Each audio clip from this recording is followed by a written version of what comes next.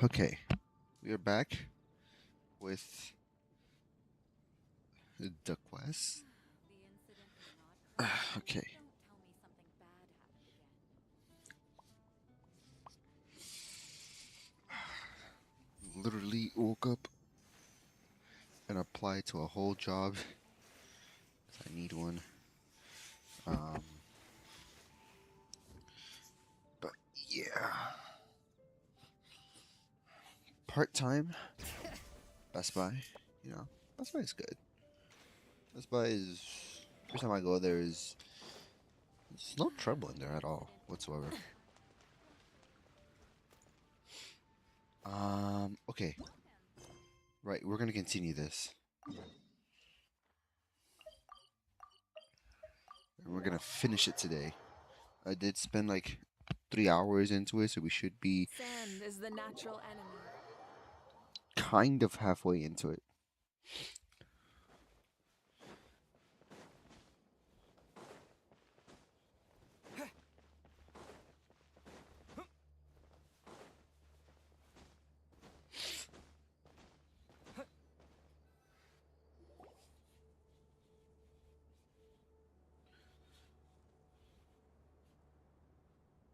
Traveler from afar, do you worry for the fate of Sumeru as well? Whoa! It's so big the Crocodile King! Greetings, Crocodile King. Please be at ease. I'm just here to chat with you about Lesser Lord Kusanali. Oh, that's right, Otto. Sounds like you really care about her. Yes, although to be exact, it is a mixture of both concern and curiosity that I feel. Speaking of Nahida, Paimon was wondering how she's doing. Wait a moment.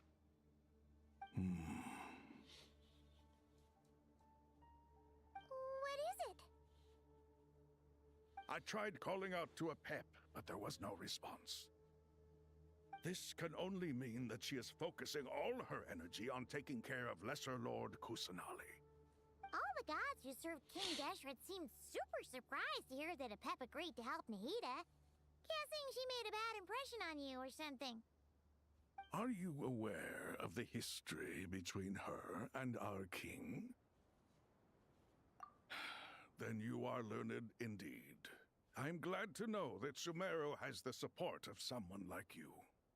At the end of his life, King Deshret tricked the Dendro Dragon into swallowing him whole, leaving her to bear the torment of his sins. The Dendro Dragon despised King Deshret, yet he outwitted her. Rather than bringing disaster to the land, he chose to deceive her and thereby ensure his annihilation. An act that surely displays his love for humanity. The Dendro Dragon stands for the glory of a bygone era. She hated Al-Akhmar and what he represented. All the gods, all the power they wielded. And so, her willingness to help the Dendro Archon through this crisis comes as a great surprise indeed. It makes one wonder whether, perhaps, the Dendro Archon assisted her in the past. Yep, Nahida did her a huge favor.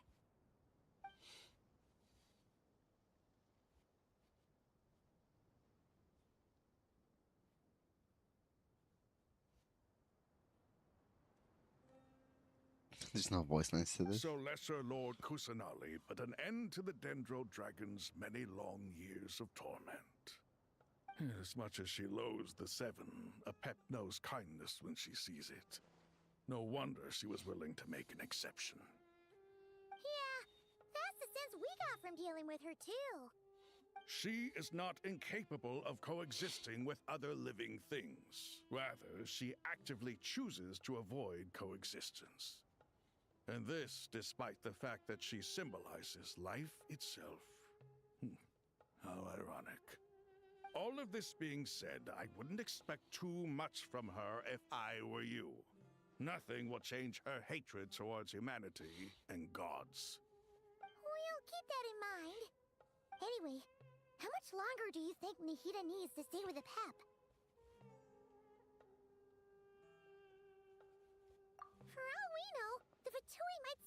the desert. Just to be on the safe side, why don't we grab anyone who isn't busy right now and go look for her? I'm alright, Paimon. Huh? Was that Nahida's voice? It seems the treatment was effective.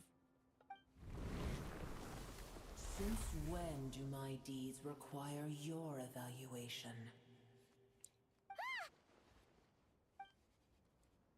Here will do just fine.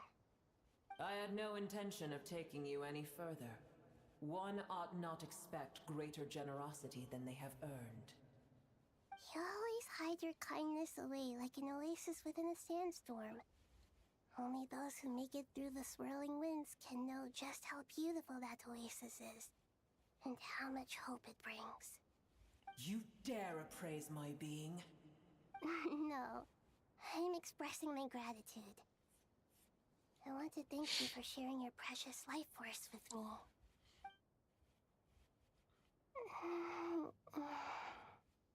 Awake already? You are more resilient than I thought. Pep. I feel much better. Thank you. Gods and their gratitude mean little to me. I would rather you give me your assurance that the situation with Irminsul and Sumeru's ley lines will be competently managed.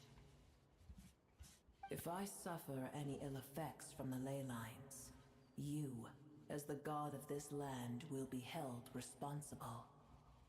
And you would not enjoy being held to account by me.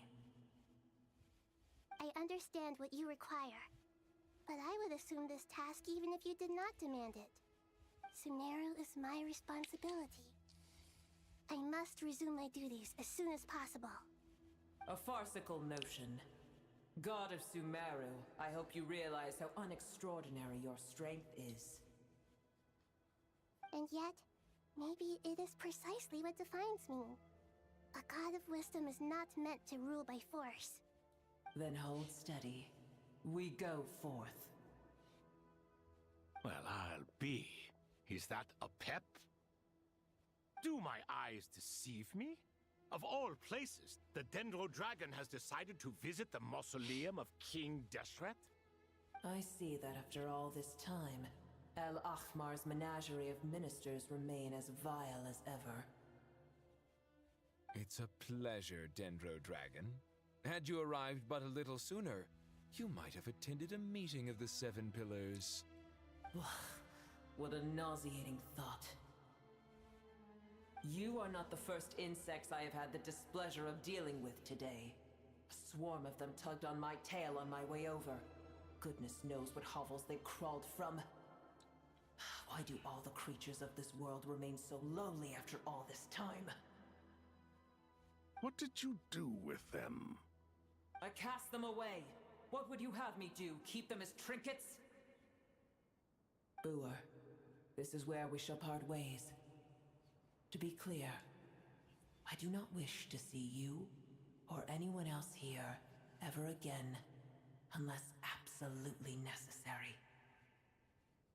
Then I wish you peace as you return to your dwelling place. It matters not to me. Simply refrain from bothering me again.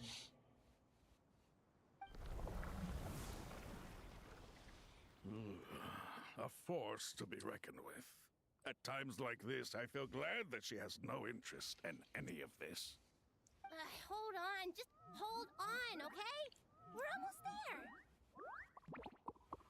Oh, these guys. We made it. Huh? Wait, that voice. It's... Uh-oh, I'm gonna fall.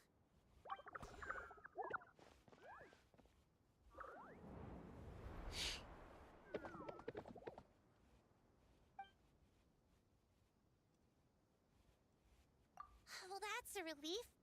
A pair of safe hands indeed. The Dendro Archon's familiars. They are the last thing I expected to see here. Huh? Wait, what are the Aranara doing here? Don't you guys hate the desert? Obviously I was worried about the Dendro Archon. I've been supporting them with my Pari powers the whole way here. Oh, they seem pretty nervous. Is it because there are too many people around? Not just people. It's all these non-human beings, too. It's hard on them. I can't believe you made such a long and dangerous journey just for my sake. I appreciate your support so much. Thank you all. I'll have to ask everyone to wait while I help our new arrival settle in. Once I'm done, I'll gather everyone to discuss our next steps. Traveler, Paimon, shall we find a place for our friends to stay? Awesome! Let's go! Well, first I have some questions.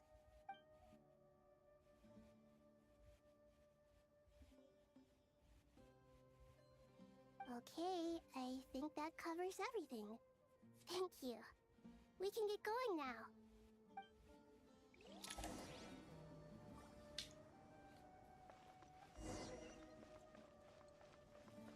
Oh wow.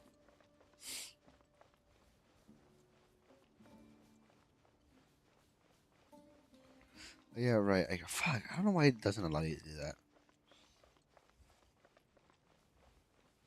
I can't sprint either. This.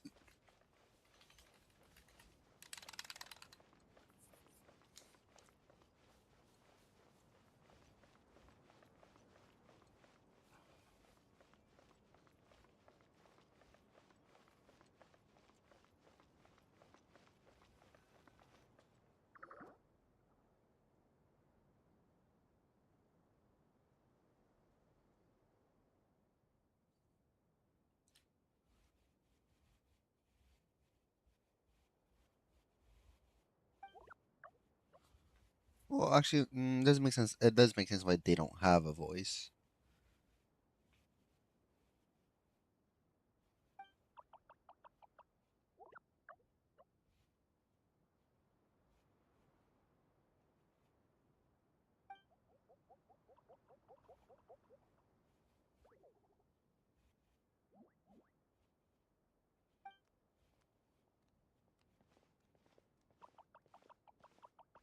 Hello, everyone. It's only us.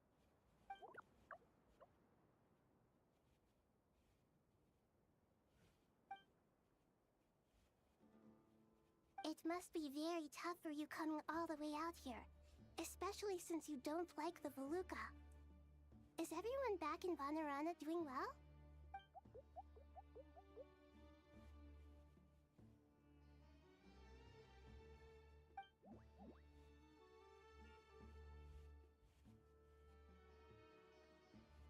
Ah, everyone's here. Good. Are you okay? You look like you were about to pass out back there. Then you're forgetting who I am. Don't underestimate me. Red Oh, excuse me! Are you comparing me to Paimon? I suppose everyone is gathered here because of me. As we can see, the situation is critical, and everyone is very busy with their various tasks, so...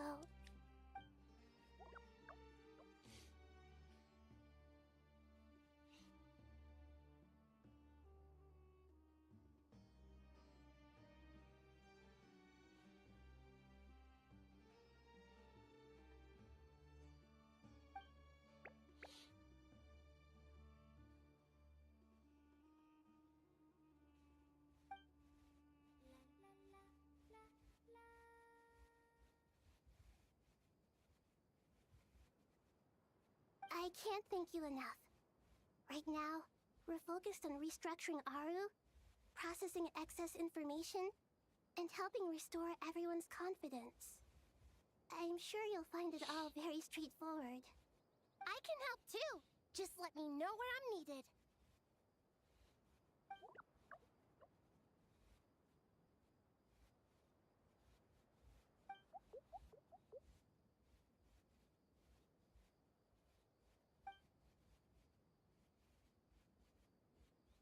Up to no good?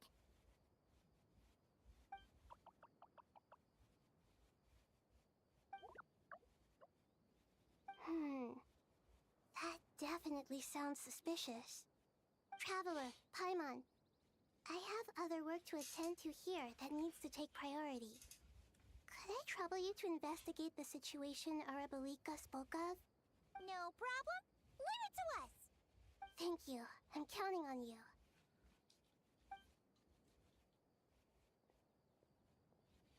There's one other thing. If you are to work alongside the people of Sumeru, you will need to make yourselves visible to them. Is that acceptable to everyone?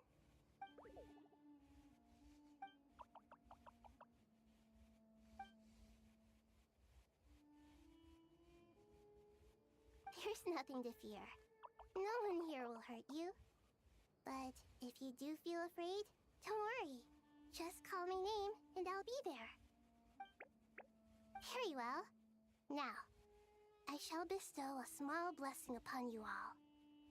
Whenever people see you and interact with you, from the moment their gaze meets yours, they will experience the most beautiful of dreams.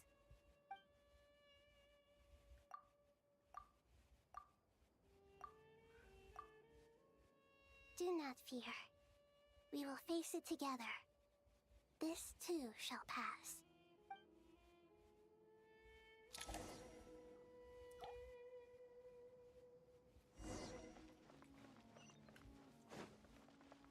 I'll catch up.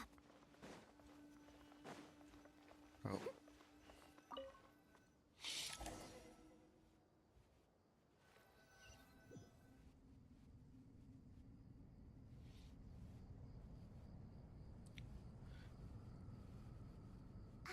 Everyone's here. Wonderful. Dendro Archon, you're back.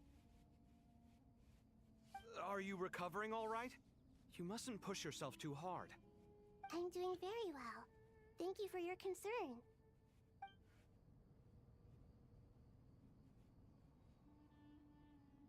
I see. Using the power of Aru to reboot the Akasha and gain access to Irminsul. It's a sound plan, although... I regret to be the bearer of bad news, but with the state that Irminsul is currently in, it's impossible to access via traditional means. Even the Akasha won't change that. Alas, we had feared this may be the case. And what about non-traditional means? Non-traditional means? Are you saying... Desperate times call for new measures.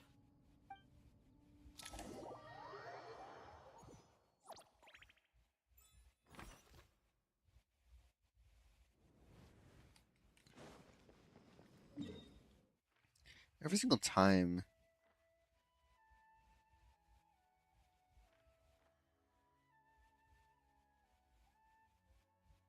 So we're all staying here, I think.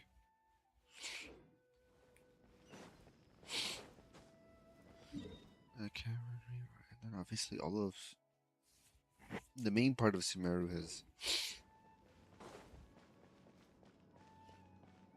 It's all fucked.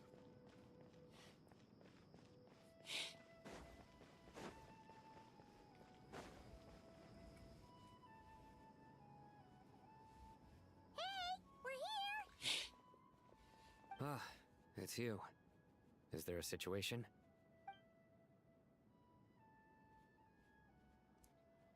The Aranara have good intuition when it comes to people. In other words, there may well be a traitor among us. Given everything that's going on, I'd be more surprised if there wasn't.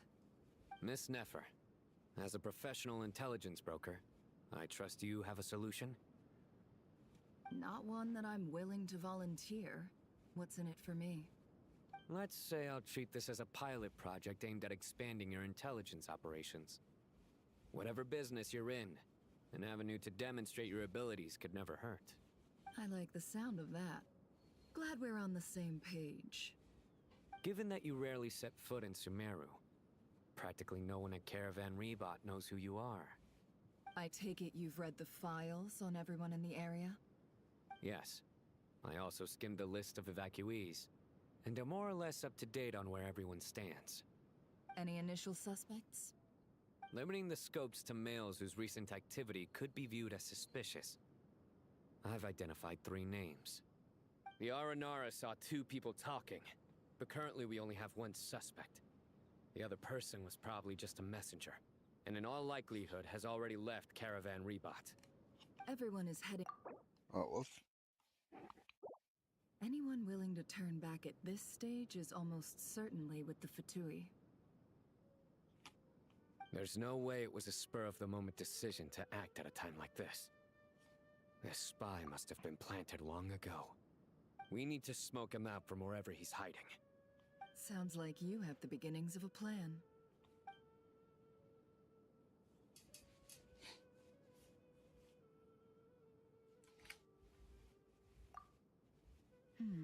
I see.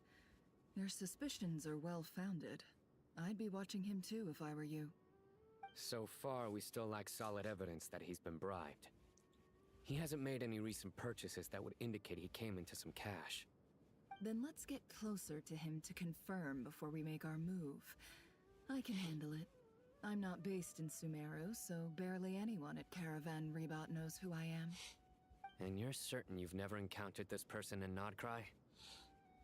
I'm certain. Besides, it's extremely rare for me to have had any direct contact with Sumeru mercenaries besides Jet. There's no way he could have seen my face before. Sino, stay out of sight and wait for my signal. If he raises any red flags, I'll bring him toward the main road. Understood. I'll take it from there. Excellent. Well, it's a pleasure working with you.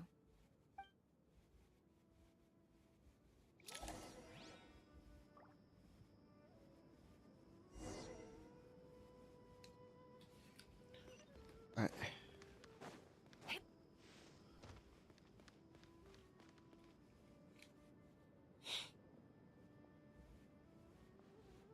Darker skin, scars, frequents the desert and has ample combat experience. Nothing unusual about how he dresses or acts. What's that he's looking at? A coin. Interesting. Could that be how his contact paid him? Conveniently discreet for someone trying to hide any unexplained income. And yet it could be highly valuable. Sorry to bother you. Has everyone here already left? I don't suppose you happen to see a lady wearing a hat? Ma'am, what are you doing in Caravan Rebot all by yourself?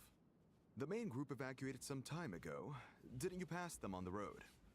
My friend and I lost some of our cargo along the way. I didn't want to miss out on potential business, so I told her to go on ahead and meet the client while I retraced our steps. I didn't think it would be so late by the time I found it. And then there was a terrible sandstorm. I guess I must have taken a wrong turn, because I didn't see any large groups on my way here. Forgive me for asking, but just to be on the safe side, could you describe this friend of yours? Sure. She has blonde hair, and she was wearing a hat and a white dress. You'd definitely know if you'd seen her. Yes, I think that does ring a bell. Ah, my apologies. During this exceptional time, the Core of 30 are under orders to be extra cautious when dealing with unknown people, whoever they might be. I understand. Well, sir, is there anything else you need to know? If not, I'd better try and catch up with them. Hey, wait! They left a good while ago now. You'll never catch up with them on your own. Why don't I give you a ride? I'm here to collect the last few people anyway. We have plenty of carts, so one more won't be a problem. That would be amazing. Traveling with a group will be much safer. I'll have to pay you for your trouble. Hey, let's not worry about the money for now. Wait here a moment. Once I'm done packing up, I'll take you to join the rest of the group. All right, thanks. Let me know if you need a hand carrying anything. No need for that. I'm strong enough for both of us. Okay.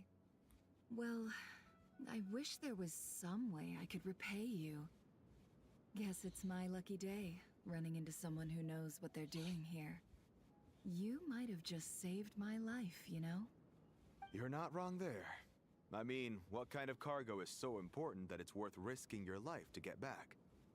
I hope for your sake that it's priceless. Actually, I suppose I can tell you, since you've been such a big help. But be sure to keep it to yourself, or we could both be in big trouble. Oh, really? Sounds mysterious. We're in the antiques business. You understand? Some of our goods aren't acquired through the most legitimate means. We have to be very discreet when we're selling them. That's why I had to go looking for the missing cargo alone. Ah, no wonder. Well, ma'am, in that case, it turns out that maybe there is something you could do for me. I'm all ears. But to be clear, our commission isn't cheap. Think carefully before you ask. We don't want to ruin our relationship before we even hit the road. I'm sure that won't be a problem. My issue is, I have something that's a little difficult to sell on as well. Take a look at this.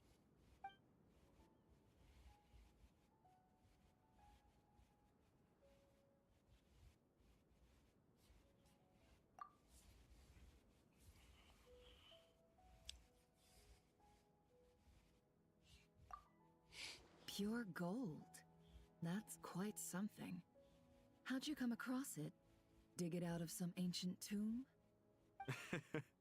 If you look hard enough, there are many treasures to be found in the mausoleum of King Deshret. It has no distinct Snezhnayan markings. That'll be why he's going with that story. And he clearly doesn't want to arouse suspicion, so he's on the lookout for an opportunity to make a quiet trade. Surely you have an existing business partner. Won't they take it off your hands? I hope I won't be attracting the wrath of my competitors by helping you sell this. The shop I used to work with is having cash flow issues at the moment after losing some money. I'm under enough pressure as it is without having to deal with them. On the off chance anything went wrong, I'd never get my money back. I understand. Gold is the last thing that traders with cash flow problems want to see. Well, in that case, I think we can work something out. As it happens, I'm just about done packing. Shall we make a move? Sure. Let's walk and talk. This evacuation was a huge operation. They needed a few people to stay behind and tie up loose ends. And I ended up being one of them. Yeah. You're lucky you ran into us in time. I certainly am. I don't know how this happened. One thing led to another, and look how it ended up. I just hope our client doesn't get spooked and cancel their order. Fingers crossed. But either way...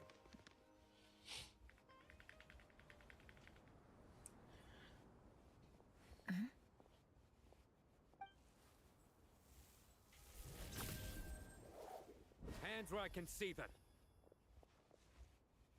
General Mahamatra! No, wait!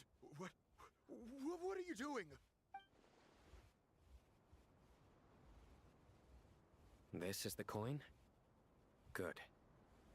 Sadly, you won't have the chance to spend it. Nicely done. Looks like Sumeru's Matra are a well-oiled machine nowadays. Unmarked gold coins are quite difficult to trace. Thanks to you, we have secured the evidence. Here's what's gonna happen.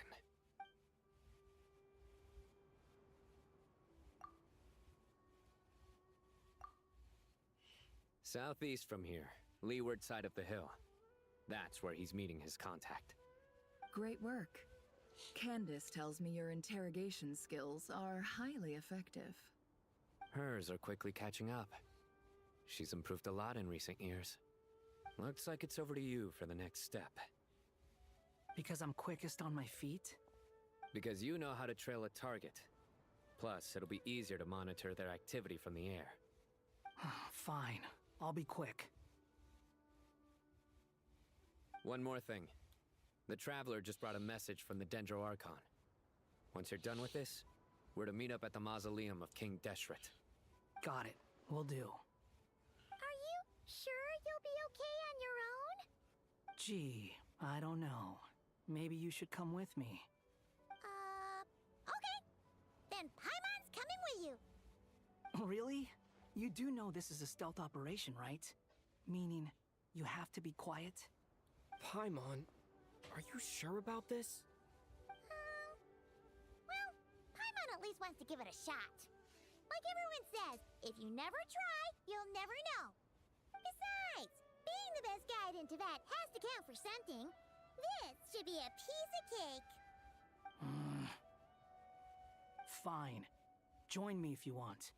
But be warned, if anything goes wrong, I'll have to gag you and shove you into a bush. No need! Paimon will be super careful. Promise! Good. Then what are we waiting for? Let's go. Ah! Coming! Coming!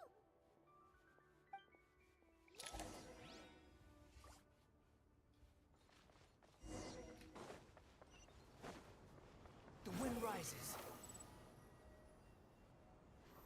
I still remember when he came out. He was like revolutionary, you could say.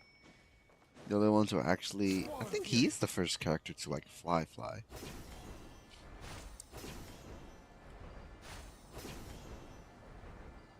Because before this, you had teleporting characters like Kuching, and you had characters that could help you glide, which was Venti.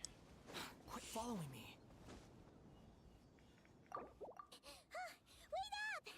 Hey, slow down, will ya? We're here. Now we wait. Okay, yeah, cool. What's on your mind, Paimon? Huh? Nothing? I thought all you cared about besides being a guide was food and sleep. Why the sudden urge to go on a dangerous mission? What's that supposed to mean? Paimon's been on plenty of dangerous missions before. But never on your own. You hardly ever leave the traveler's side. Just saying. I'm kind of at loose ends right now. So if you did want to share, I suppose I'd have to listen. If not, suit yourself. Makes no difference to me. That guy? Do you think Paimon is useless? What? Where's that coming from? When we were in Notcry, Paimon suddenly realized something. Even though Paimon's with a traveler every single day, whenever we face real danger, she can't do anything to help. Paimon doesn't get like this very often. She just got really scared when the traveler got kidnapped that time. What if he never came back? What would Paimon do then? And the more Paimon thought about it, the more useless she felt. But Paimon doesn't want to be a burden. Paimon wants to be a friend who's actually useful. Does that make any sense? You know, that feeling of just being completely useless and... Oh. Paimon probably sounds so ridiculous right now. You asked the right person. Boy, do I know that feeling. Oh, that guy. I'm not gonna try and encourage you. What I will say is this. When you start doubting yourself, you have two choices. Give up or change. You have to make the decision to move forward. Otherwise, no amount of consultation from other people is gonna help you. So ask yourself, what do you want? To get stronger? To learn more? Whatever it is, go do it. You won't have any regrets if you can at least say that you tried. All right.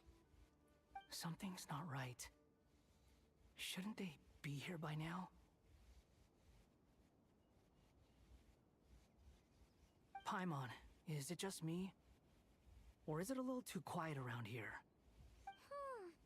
Should Paimon take a look? We'll give it another hour. If nothing happens, we head back. Okay.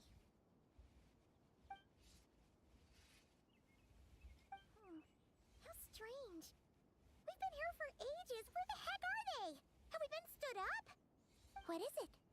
Did you think of something? Something feels off about this whole situation, but I can't quite explain why. We know for sure that the guy Sinocot had something set up, yet somehow his contact is a no-show.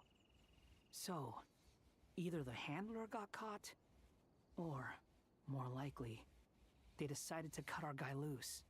How would they know to do that?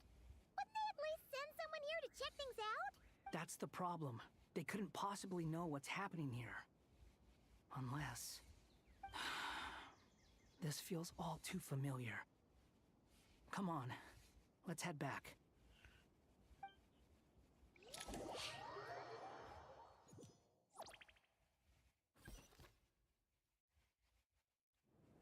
Even though this isn't a formal meeting, I'd still like to start by saying how grateful I am to each and every one of you.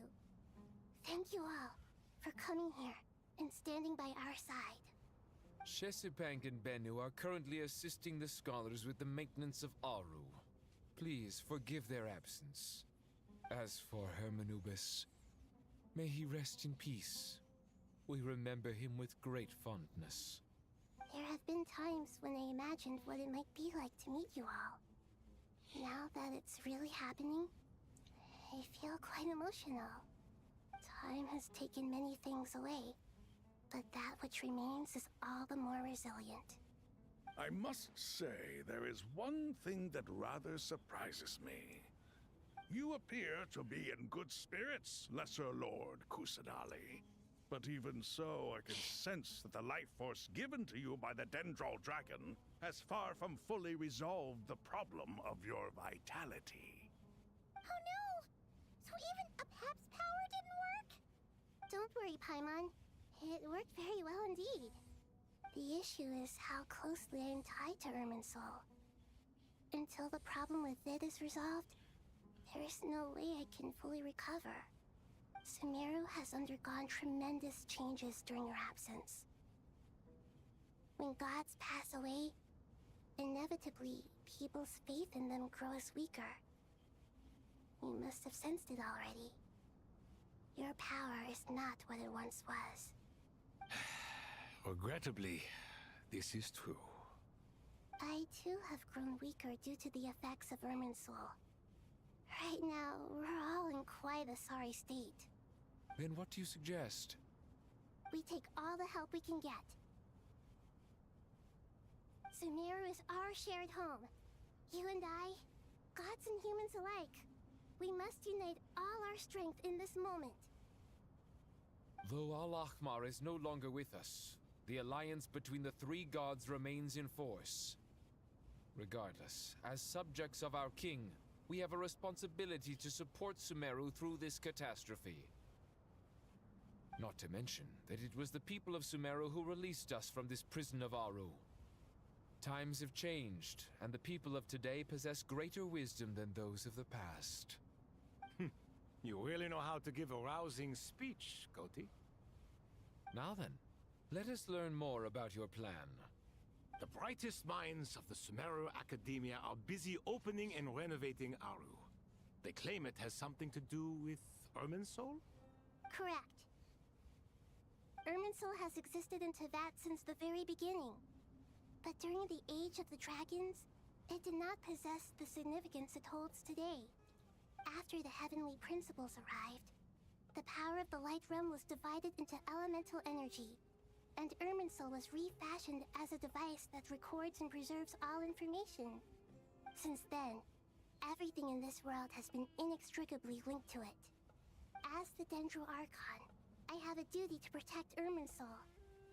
To Sumeru, it is both a national treasure and undeniably a major threat. Teyvat has seen many upheavals in the last few years. The most recent of these was a major crisis in Notcry, which forced Sumeru to be even more vigilant than usual.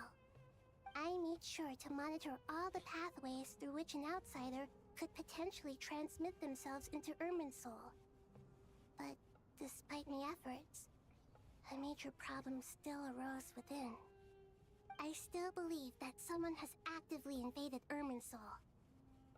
But rather than taking any of the pathways I referred to, the intruder chose instead to utilize the most direct route. And the only one that cannot be protected against. By entering Irminsul through death. I see what you mean. You cannot simply stop all deceased souls from returning to the ley lines because of a potential invasion that could occur at any time. That's right. As important as it is to guard against external threats, I couldn't allow myself to stop the souls of the departed from finding peace. Please, understand how difficult this predicament was for the Dendro Archon. Defense has never been an easy task. After Irminsul was invaded, my authority was quickly restricted. Soon after that, the tree began denying access to any connections. I'm sure you feel responsible, but you are not to blame. No one can predict every possible disaster. There will always be trials and tribulations for the world to endure. But the people of Sumeru should not have to endure this. We must find a way to break through the lockdown and connect to Irminsul. And this is why you need Aru. Yes. The only thing in Sumeru capable of rivaling Irminsul in terms of overall function and performance is Al-Akhmar's legacy, Aru. All I managed to do before falling into a coma was make some minor adjustments to Irminsul. Using Aru is a last resort, and a move that comes with enormous risks. The Scholar's initial plan was to borrow Aru's power to reboot the Akasha, then use the Akasha to connect to Irminsul and investigate. Unfortunately, Irminsul has suffered far greater damage than they first thought, rendering that plan futile. To rise to the challenge, we had to resort to more extreme and far costlier means. This has led to a number of new contingency plans. To reclaim Irminsul, our brightest scholars have made further modifications to Aru with multiple goals in mind. I thank you all for giving them your blessing in this endeavor. Human wisdom has clearly improved over the millennia. You have not only our support, but that of the Jinn, the Aranara, and the Pari. Together, we will do everything in our power to save Irminsul. By the way, when you spoke earlier of an intruder, it almost sounded as if you knew who you were dealing with and what they were capable of. Well, since you ask.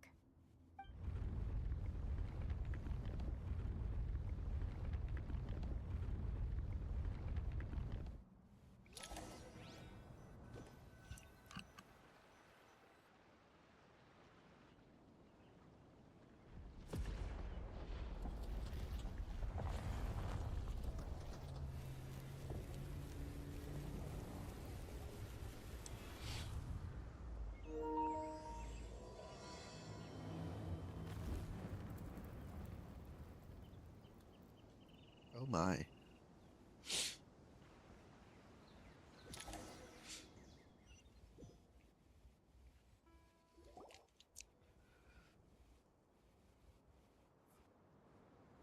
Master Tainari! What is that? Is this Irminsul? How did this happen? What's going on inside? Luckily, we managed to evacuate everyone. What in the world was that? That was terrifying!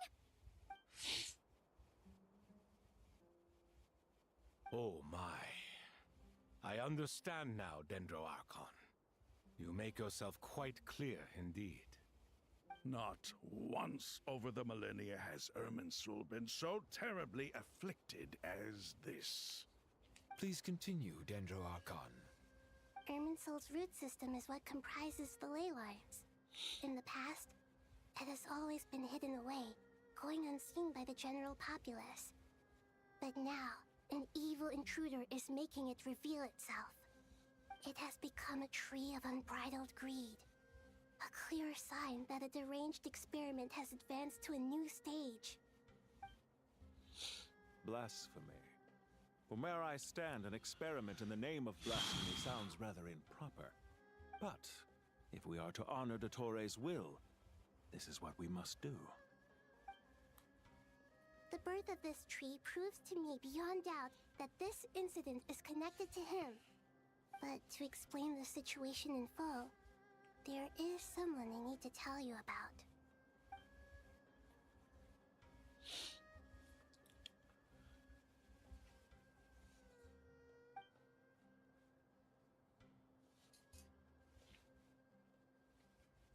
Zandik. So it was him. I saw him in the desert once. A man of supreme arrogance. So this is where it has taken him. But didn't Dottore die and not cry? How is he still able to do all this? He must still have loyal followers amongst the Fatui. Even so, I'm still unclear as to how he has been able to wield such a profound influence over Irminsul. I can confirm that Fatui forces have arrived in Sumeru City. Furthermore, Irminsul seems to be undergoing some kind of mutation. Evil branches are beginning to grow. Things that do not belong to this world are slowly but surely materializing. Sorry, I couldn't think of any other word to describe it. They don't seem to be fully formed physical entities yet, after all, but they are gradually becoming real. A baleful tree climbing up into the heavens. Speaking of Dottore, I have some information on that front as well.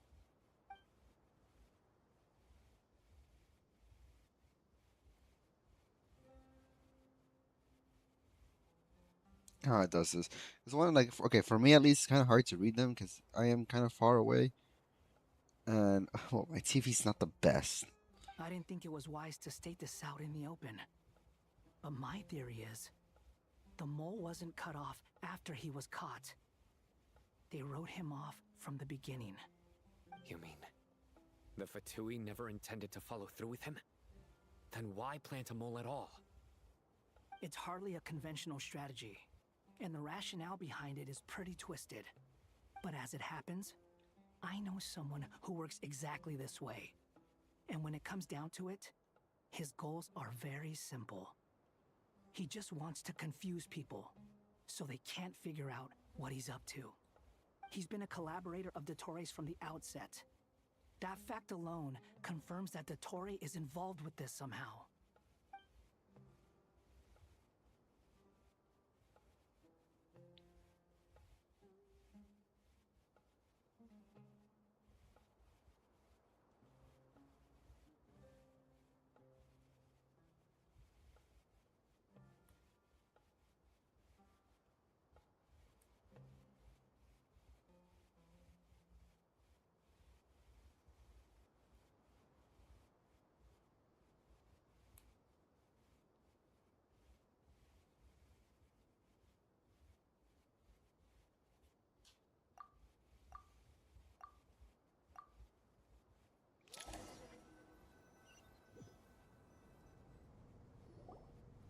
There is still much to be done. Everyone, please remember our core strategy. As per the discussions, the following groups must act immediately. Mr. Alhaitham and Mr. Kave, the next phase of the Aru renovation project must begin right away. Godspeed to you both.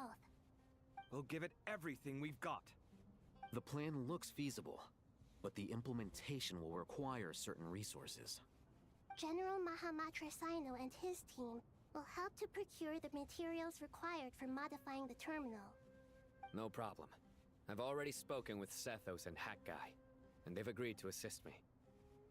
This kind of thing is best left to the fleet-footed, right? Hat Guy? If it's efficiency you're after, we're the right people for the job. Following up on the elemental energy amplifier we discussed, Ms. Dory, I assume you're the one most familiar with the status of this project. Aside from the Dendro Archon, of course. Yep, that's right. Leave it to Lord Sangama Bay. Got it.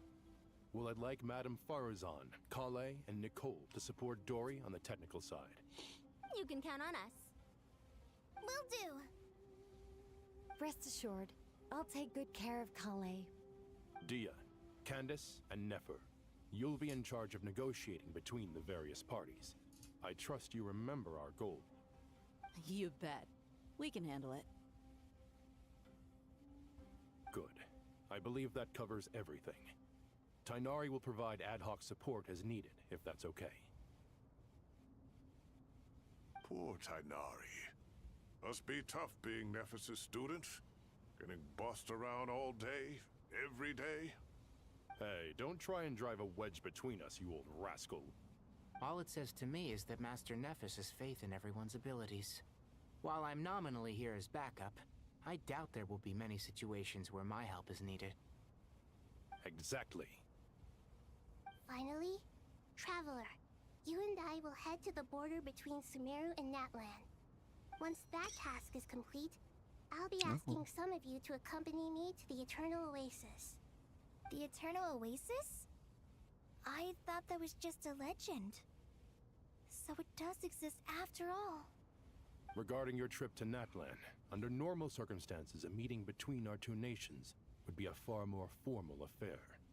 Unfortunately, Sumeru is all but completely cut off from the outside world at present.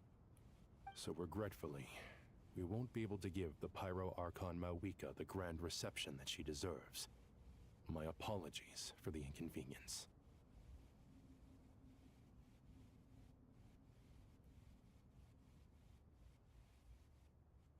No point putting too much pressure on yourselves. That goes for everyone. Right. Especially you, Dendro Archon. I'm sure you're still feeling quite weak. Don't worry about me. The Dendro Dragon's life force will sustain me. Plus, we'll be there every step of the way. Nahida will be just fine. Yes. I believe in myself. And I believe in every one of you. Well, time to get going.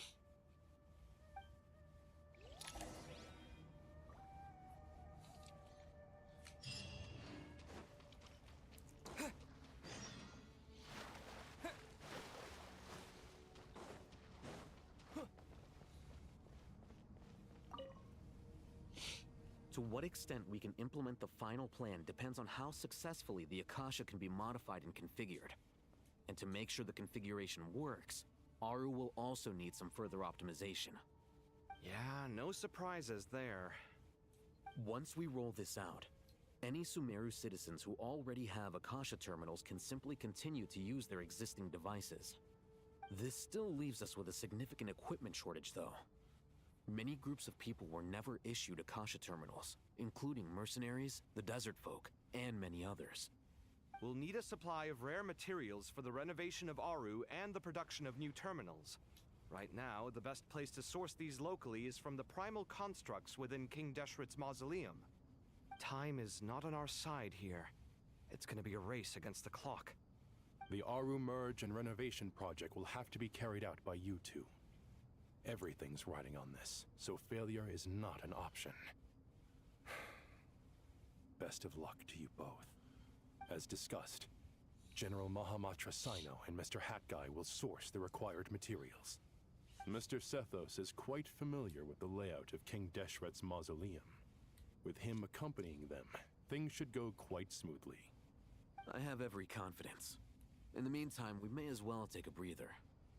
Makes sense. There's not much we can do until the materials arrive. Get in formation and stay close. What is this, boot camp? Knock it off. It's just Sino being Sino. You know what he's like. Everyone clear on our mission objective.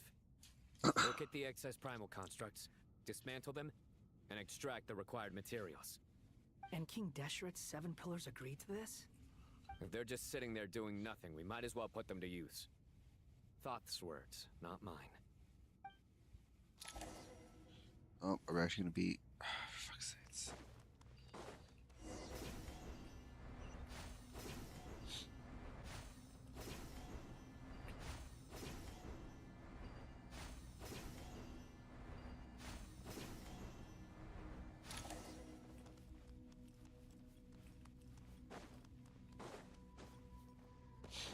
Oh, these guys? Give me some space.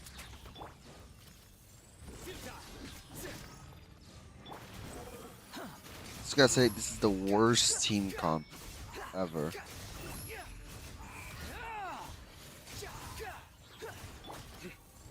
Nowhere to run. Through me, justice is served. Guilty. You stand condemned.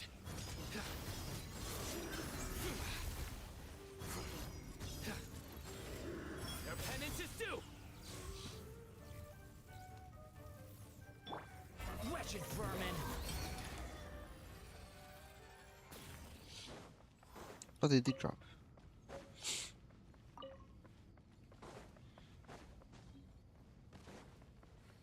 The wind rises. Oh.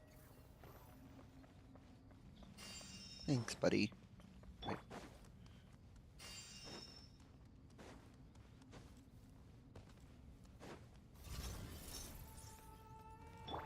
So that's what you do. Way ahead of you.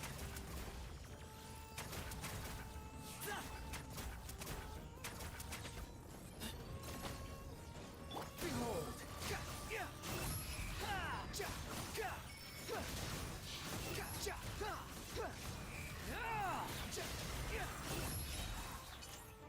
Unsightly insects. Excuse me? Your sins weigh upon your soul. You stand condemned.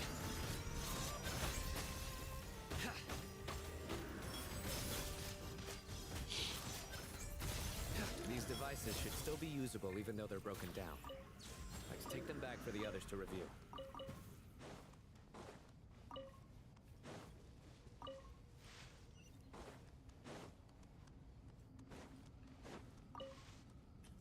The wind rises.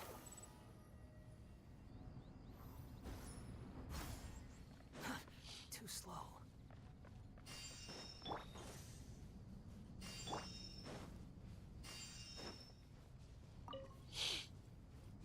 Oh yeah, there's actually quite a few. I'm not sure if you need all of them. Probably not. So right now we're technically 4 hours in.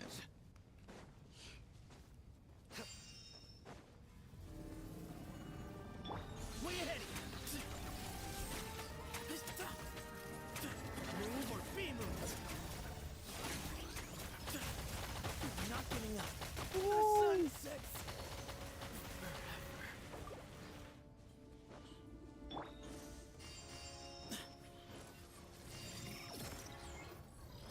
Squall fury.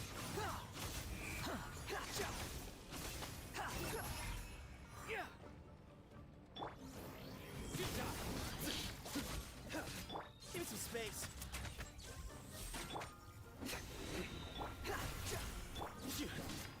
Nowhere to run. Judgment is upon you.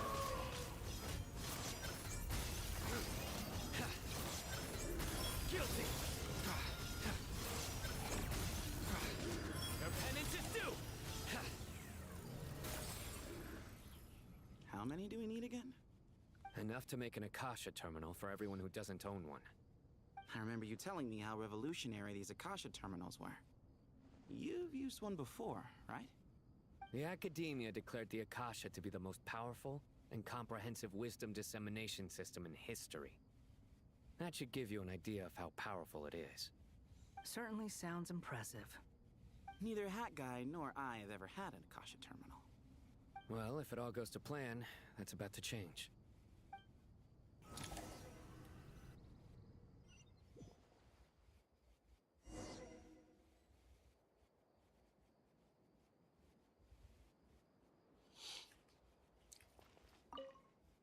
Oh, goody! Thank you so much for handling Jesus the Christ. delivery. What a long way it was. You've really outdone yourselves. I'm well aware what a bumpy, dangerous journey it must have been.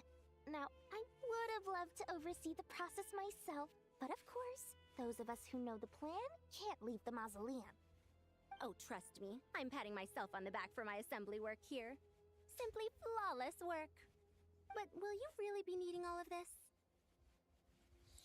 According to our plan, yes, this is the quantity required. I have no complaints about the quality either. Only the price. So expensive. I heard you covered a lot of the funding out of your own pocket. Oh, that's an exaggeration. The academia provided most of the funds. I just offered a small token of my goodwill. Of course, the real tragedy is how little profit I'm making on this. You know, it's a serious crisis when you can't even make money out of it. It's really quite a beautiful design. And I'm intrigued by how such a diminutive device is able to output the power of the Light Realm. Did you attend the lecture on Light Realm energy, Madame Farzan? I don't believe I saw you there. Of course I attended. I was just a little late, so I had to listen to the whole thing from outside the back door. Anyway, I have a perfectly good understanding of Light Realm, elemental and abyssal energy, as well as the relationship between the three. Good to know. Master told me in private that the conversion process between Light Realm energy and elemental energy involves highly classified knowledge that shouldn't be disseminated too widely. But even so, the scholars still shared said information. Well, you can't enforce a rule that everyone breaks. Is that the idea? At first, the Dendro Archon was reluctant to explain it in great depth for safety reasons. Later, she came to terms with it, and simply informed my master that we would all have to face the question of survival together. To protect someone from such dangers means keeping them in the dark. But for someone to know and embody the wisdom within, they must understand its very essence. It's an information hazard. We're exposed to danger just by knowing the facts. And just like bait, it lures us in by offering us the solution to our problems. But if you're not careful, you'll end up pursuing it down a dark path. A tricky problem. But today, this big problem has been broken down into many smaller, more trivial ones. What do you mean? I get it. For instance, you and I share secret knowledge, while she and I take on the risks of life, death, and fate. Something like that? Hey, what? That is not what I call a trivial problem. Well, as they often say in Vahumana, an event that is monumental to the individual is negligible in the grand scheme of history. Generally, the fate of the individual is an insignificant affair. Being from Amorta, where the subject of our research tends to be a lot more personal, I have to disagree. It's hard to dismiss the individual as insignificant. In other words, the big problem of survival has been broken down into many small, interconnected factors, and each one of us represents one of those factors. When the same secret is shared with a group of people, the same fate binds them together. Most people would find this unimaginable, but to us scholars, this is the path that has always beckoned to us. Sharing knowledge is a good way to fight against fate. I will always believe in that. All right, I think that's everything. Thanks a lot. But don't go anywhere just yet. I'll still be needing you to calibrate the equipment.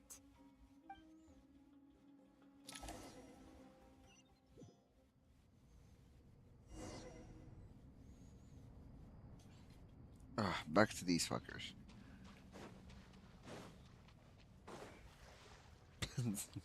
Takes a small swim.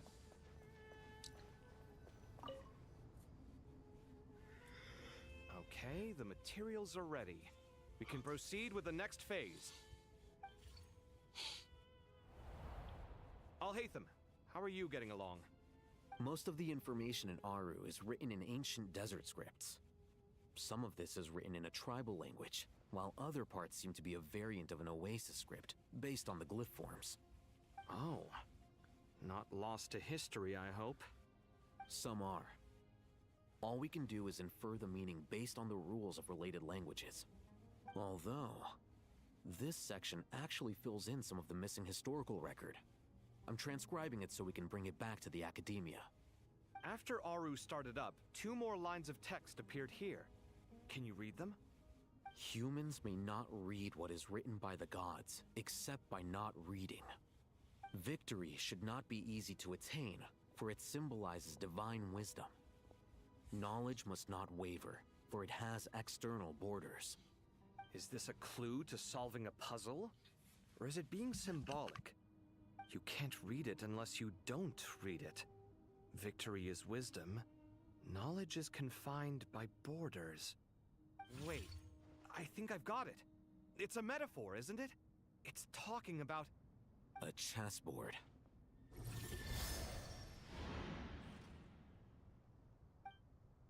You were right.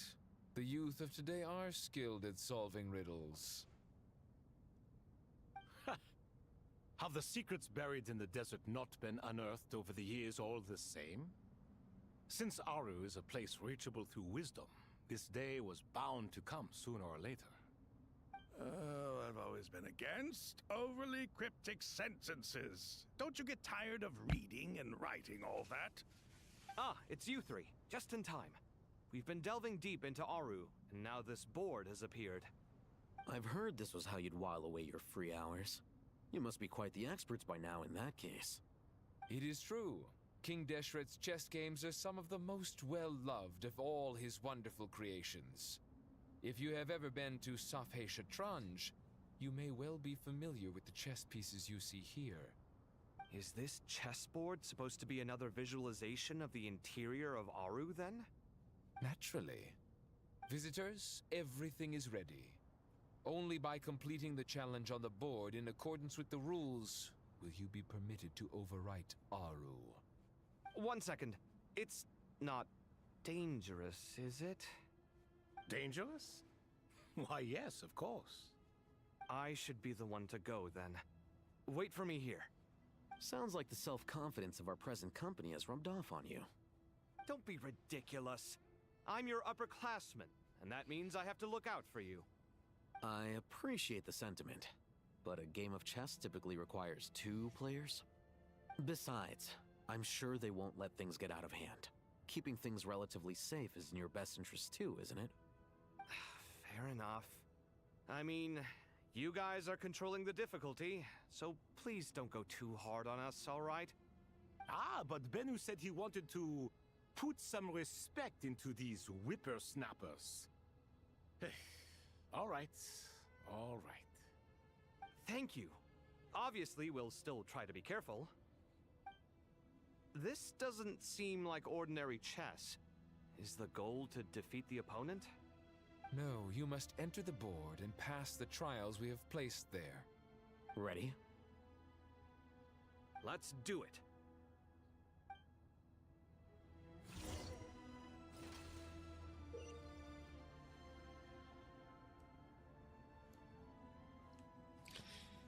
Alright, they're in the gesture. Hit the target will move separately. Can't see the next.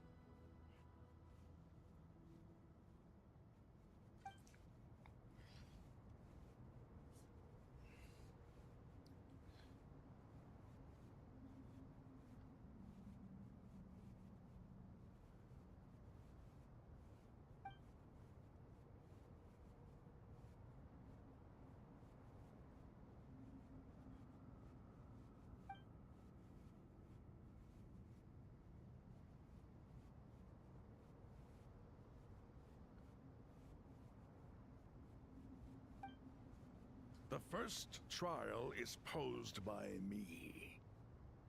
I don't think this is gonna stop us. Ah, but the key to this game lies in working together. Otherwise, you will be deemed to have broken the rules. Looks like it's up to me. Marak, can you open it? King Deshret's favorite primal construct. Living on in suitcase form, of all things. Amusing. Ho ho! Excellent work.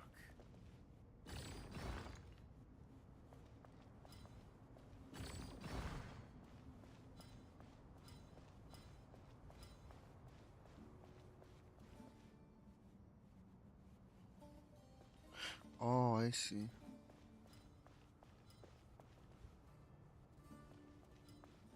Hmm.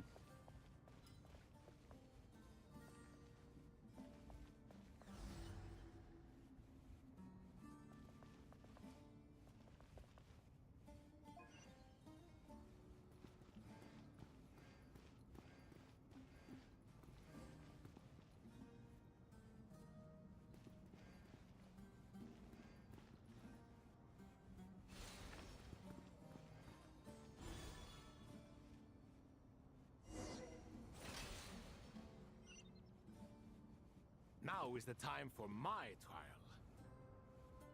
Now, don't be nervous. I'll make it nice and easy for you. Really? Thanks in advance. We appreciate it.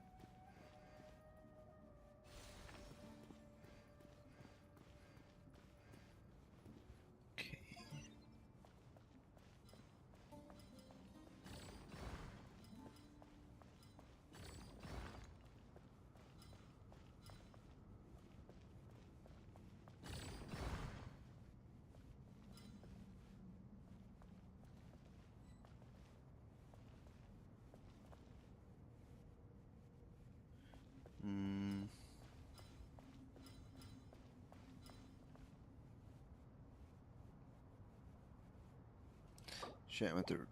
No, shit, wait, no, wait, shit. Do not want to leave. Okay, it doesn't matter anyways. Now is the time for my trial. Now, don't be nervous. I'll make it nice and easy for you. Really? Thanks in advance. We appreciate it. Okay, I can't walk through that.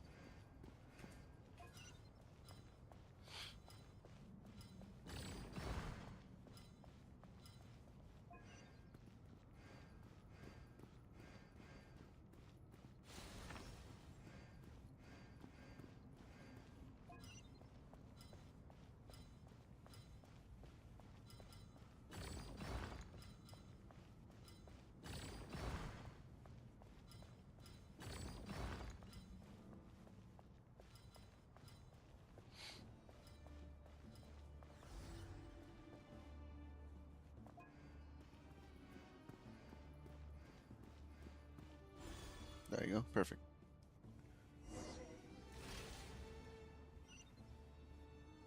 Ibis King, don't you think this all rather inappropriate?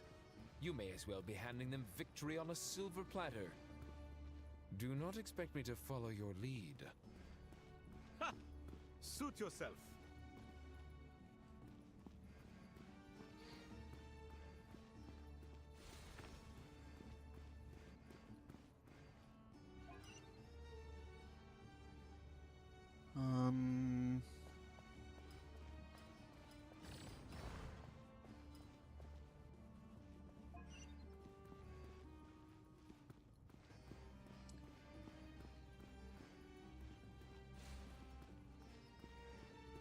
Yep, I can see why this Archon quest is fucking insanely long for no damn reason. Now, can I reach this one? I cannot. I don't know how you could lower difficulty.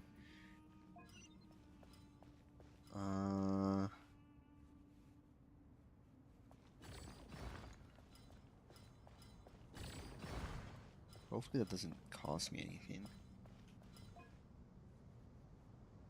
Oh, actually, wait, hold on.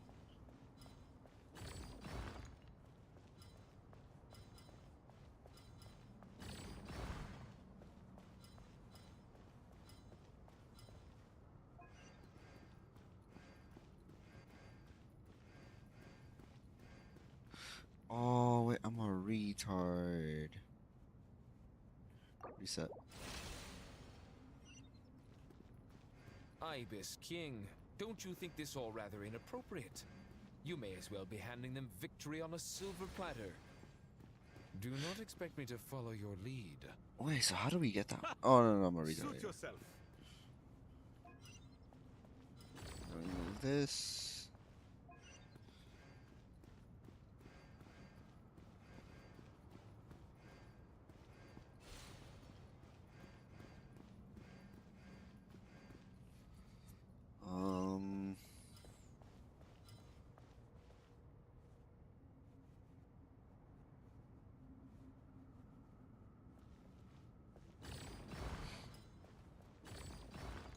I'm gonna have to move it there then. And move this one down. Just how you can't sprint.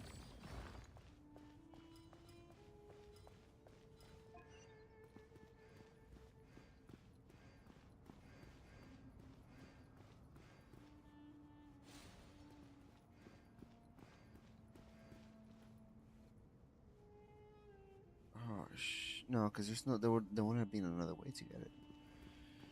Okay, hold on. Now.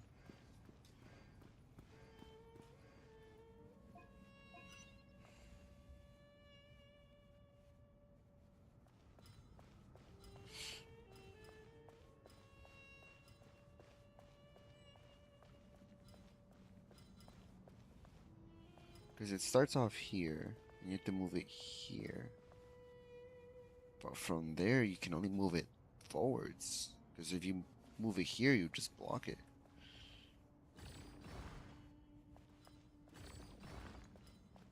Strange time to catch up on sleep.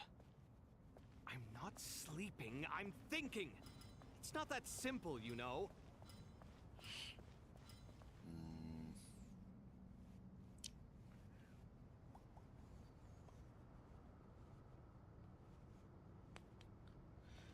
Copy. Okay, let's restart this again.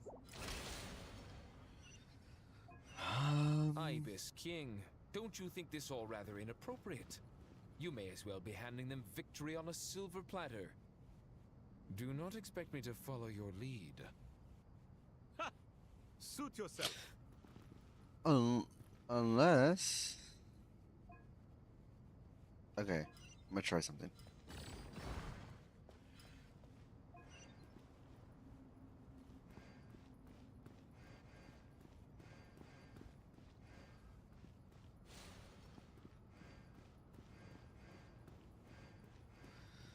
I think Kaveh does have enough. Have enough steps.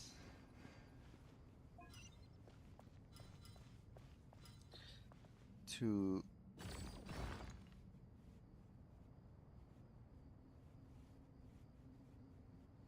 Actually, no, yeah, this one doesn't matter.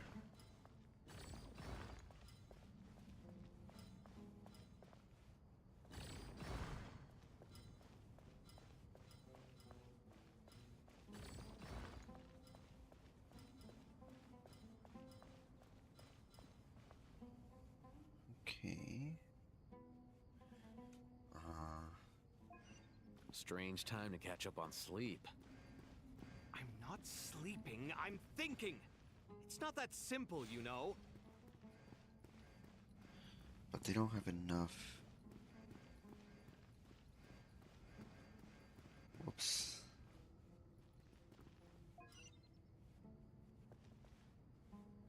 Because that is the most direct path. If only I could move this to, like, sideways.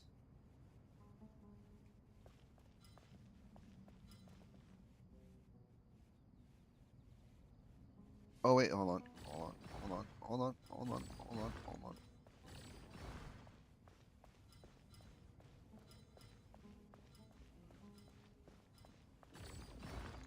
Perfect. Now I think... Strange time to catch up on sleep. There we go. Sleeping, I'm thinking! It's not that simple, you know. Got it. Got it. Got it. Okay. Now it's just one clear pathway.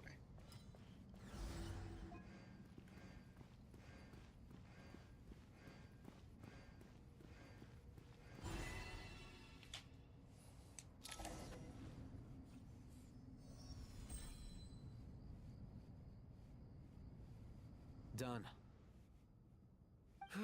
Finally. It's over. But seriously, that was incredible. Standing on the chessboard felt completely different from standing on solid ground. And also... Oh, sorry. I'll save my thoughts for later. Thanks to the three of you for helping us out with this. Is it just me, or were you giving us quite a lot of guidance along the way? We made but a humble contribution. You lived up to our expectations. Bravo! Our aid was not given for naught. In addition to the existing functions, I'd like to ask you for another favor. Since Aru's interference shield can cover the entirety of the mausoleum, it should be possible to extend its range even further. Perhaps you can find a way. So, building upon the existing functions to... Ah! I'm with you! Imagine for a moment. What would the ideal outcome look like if this function were compatible with the devices? I agree. This is the best solution possible. Please, everyone, we beg you to help us. Me, oh my! Well, since you ask so very nicely, I suppose... Goti? Kroko? What do you say? Naturally.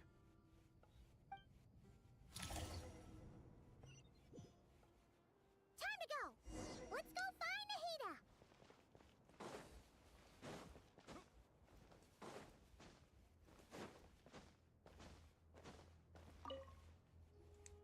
There you are. Miss Nicole truly is an angel. She shows great wisdom in guiding others, and she has already sent word to Natlan on our behalf. She said that while the other members of the Hexen Circle are busy with important work, she is quite free, and she's more than willing to accompany the people of Sumeru for the entire journey. Oh, there's Nicole, all right. Always super patient and loves to help everyone out. She's the best. She is. So kind and enthusiastic. Well, time for us to get going. Let's head out.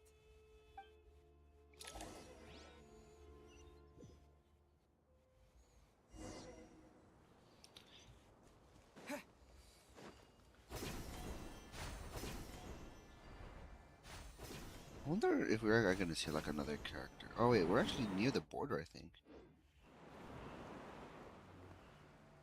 Oh shit.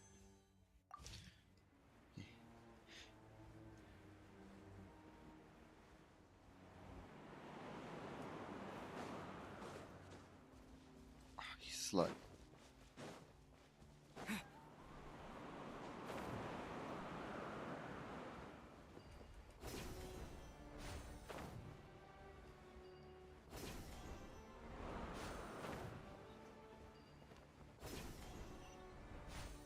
Finally.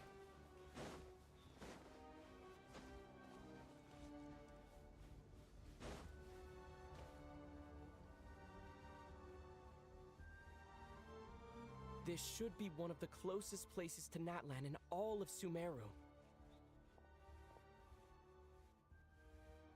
There's the barrier Nicole and Nefer mentioned. It completely cuts this nation off from the others. But why? Why separate you from the rest of the world now, specifically? And if I'm not mistaken, Irminsul was polluted once before, wasn't it?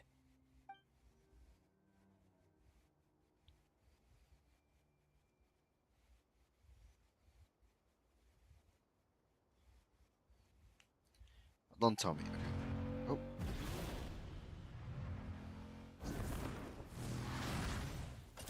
Good question. I'm wondering the same thing myself. That voice. Why is it? Why was it like a question mark? Hello, traveler. It's been a while. Hello there. Hello, Dendro Archon. Malika, I apologize for asking you to meet at the border on such short notice. I also apologize for not being able to greet you in person. The form in which you see me now is one carried by the Traveler. The real me is inside the mausoleum of King Deshret, and I am reaching out to you with my mind from here. Irminsul has been infiltrated by the Doctor. We must be on our guard, as he can spy on information in the world from within the tree. Fortunately, there is no record of the Traveler in Irminsul, and you are still within Natlan's borders.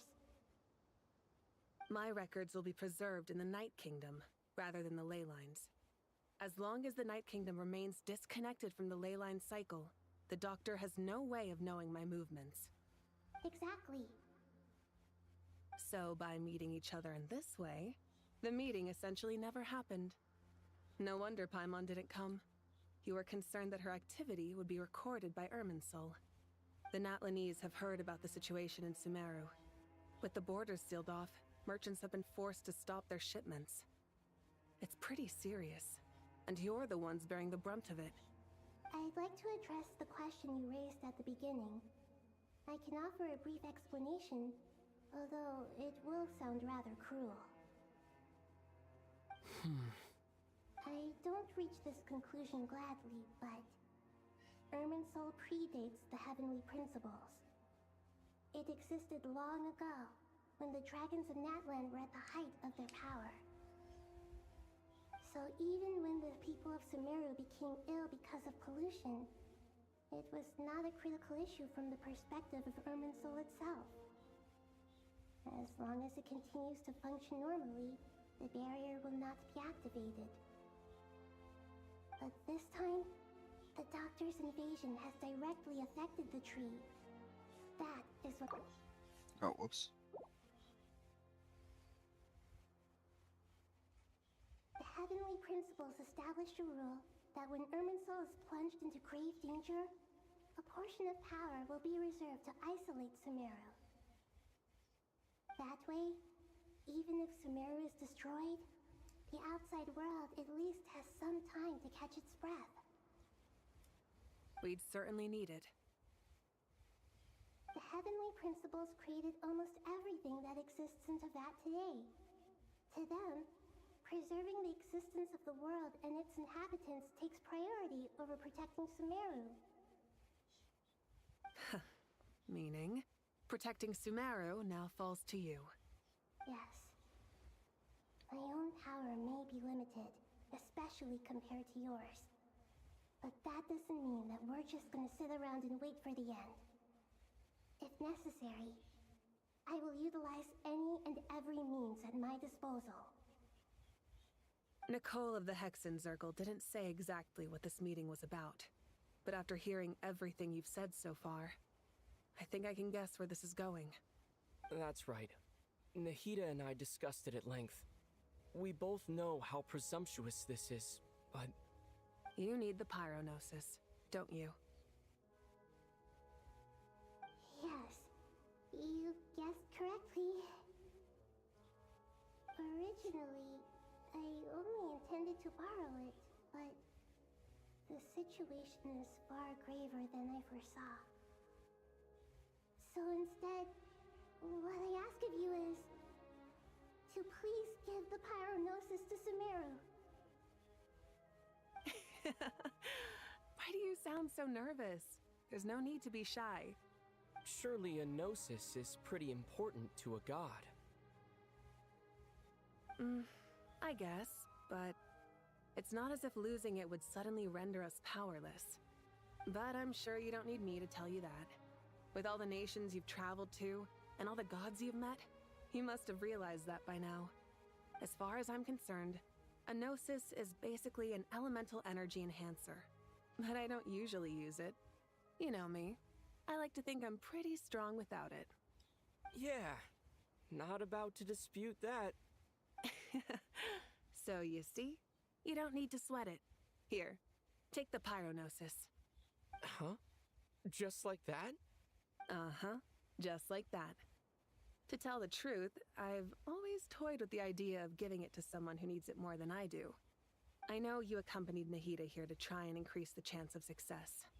It's a good thing you did, because your involvement is one of the main reasons you've managed to persuade me. Are you sure about this? Handing over your gnosis just because of me? I won't try to quantify it, but trust me.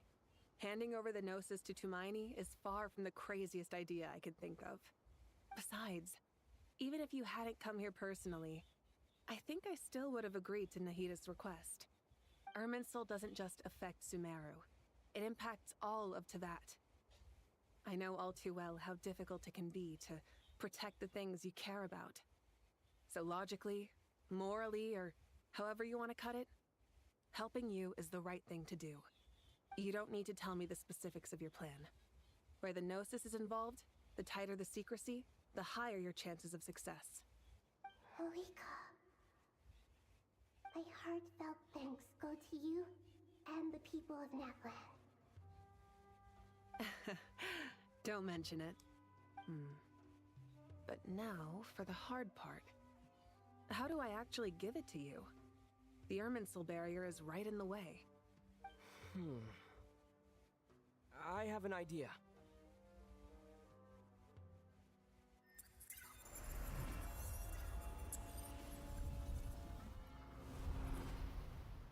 Just as I thought. Incredible. What did you do? Just made a lucky guess. This seems to happen quite a lot. Things that apply to everyone else don't seem to apply to me. I figured the same might be true here. Irminsul usually produces effects based on the records it holds. Since the Traveler is a descender, Irminsul contains no records of him, and thus has no way to impede him. Is that right? You really are full of surprises. Catch. Whoa! Thank you, Mawika. Thank you for trusting us with something so important. All right. No need to get so formal.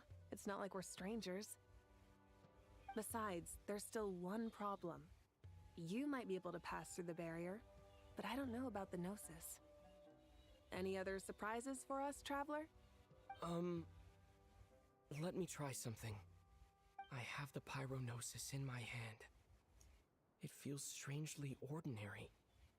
Not particularly heavy, and yet this tiny thing symbolizes the mighty authority of a god. I need to think hard about my memories of Pyro. My memories of journeying through Natlan. All those important experiences I've had. The Gnosis disappeared. Traveler, are you alright? I'm fine. The Pyronosis disappeared into my body.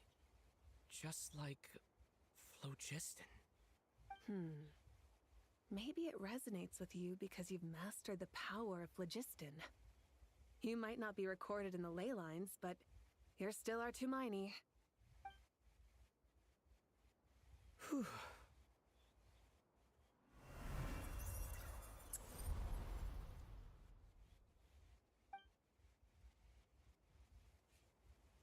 Please allow me to express my gratitude once again, Malika. Pleasure. Well, I've given you all the help I can. The rest is up to you. Good luck. We won't let you down. Yeah, we aren't about to lose.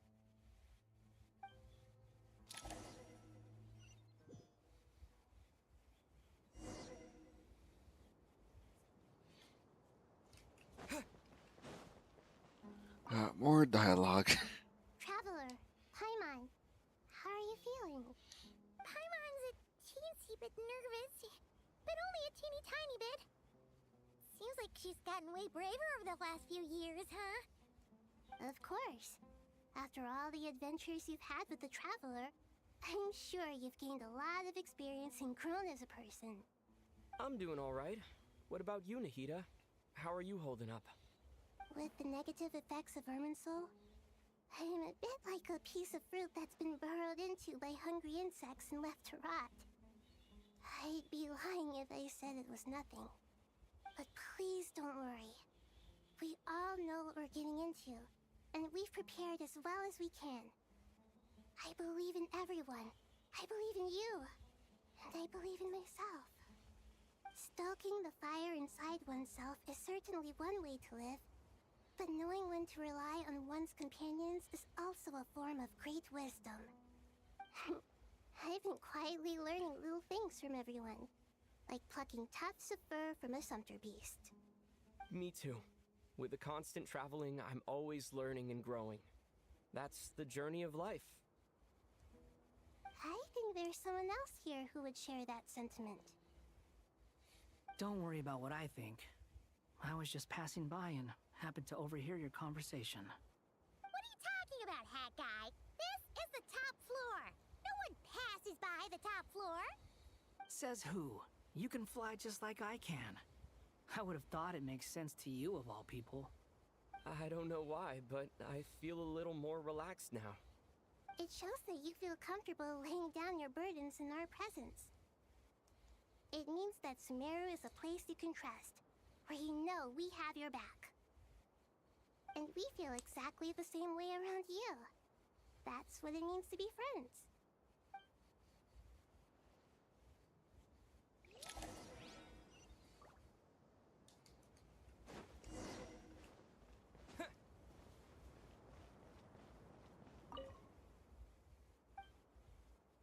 Oh, you have to be kidding me. Okay.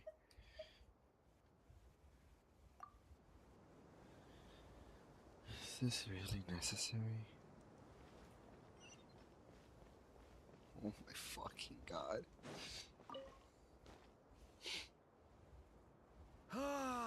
It's finally done. Ugh, but I have a nagging feeling that there's something I've forgotten. Oh, there you are. Everything wrapped up on your end?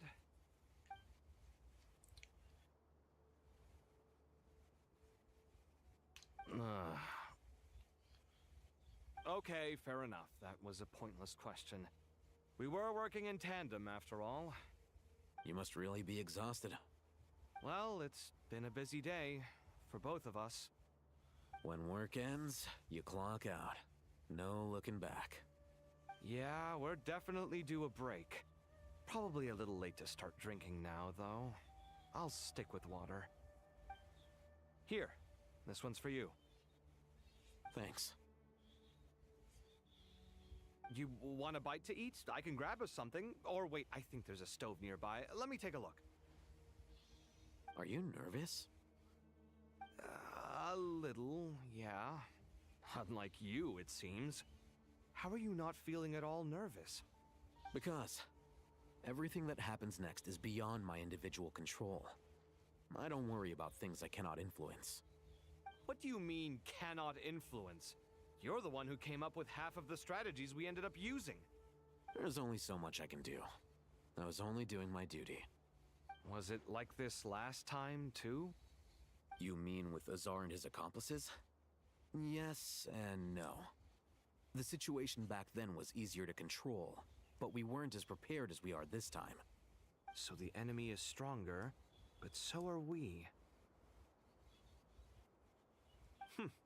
I still vividly remember the way you interrogated me in the library after the fact. Where were you when Sumeru needed you most? If your memory is so vivid, you might also recall that it was you who came looking for an argument. You're often the one who initiates these things, you know. I came for a conversation! I didn't know it was gonna turn into an argument! Anyway, at least I showed up this time. So, what do you think? What do I think? I think we're certainly better off for it. It's good having me around to help out, huh? Absolutely. As a citizen of Sumeru, you displayed a remarkable sense of responsibility in the face of disaster. Certainly feels that way. I just shudder to think how the world would have ended up if we hadn't gotten control of the situation. So, do you think this is what impending disaster looks like? The sky is so clear, and there isn't a whiff of decay or destruction in the air. It's hard to imagine that the fall of humanity could happen on an ordinary day like this. Awful things happen all the time. Sometimes people can stop them, and sometimes they can't. What you and I have done is increase our chances of stopping this one.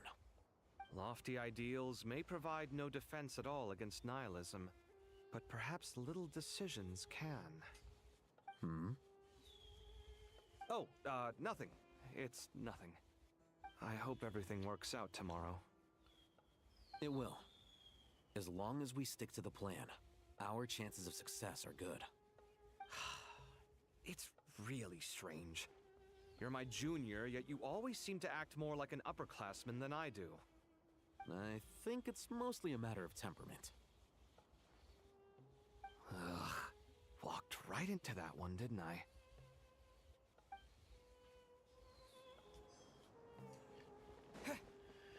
Oh, Jesus Christ.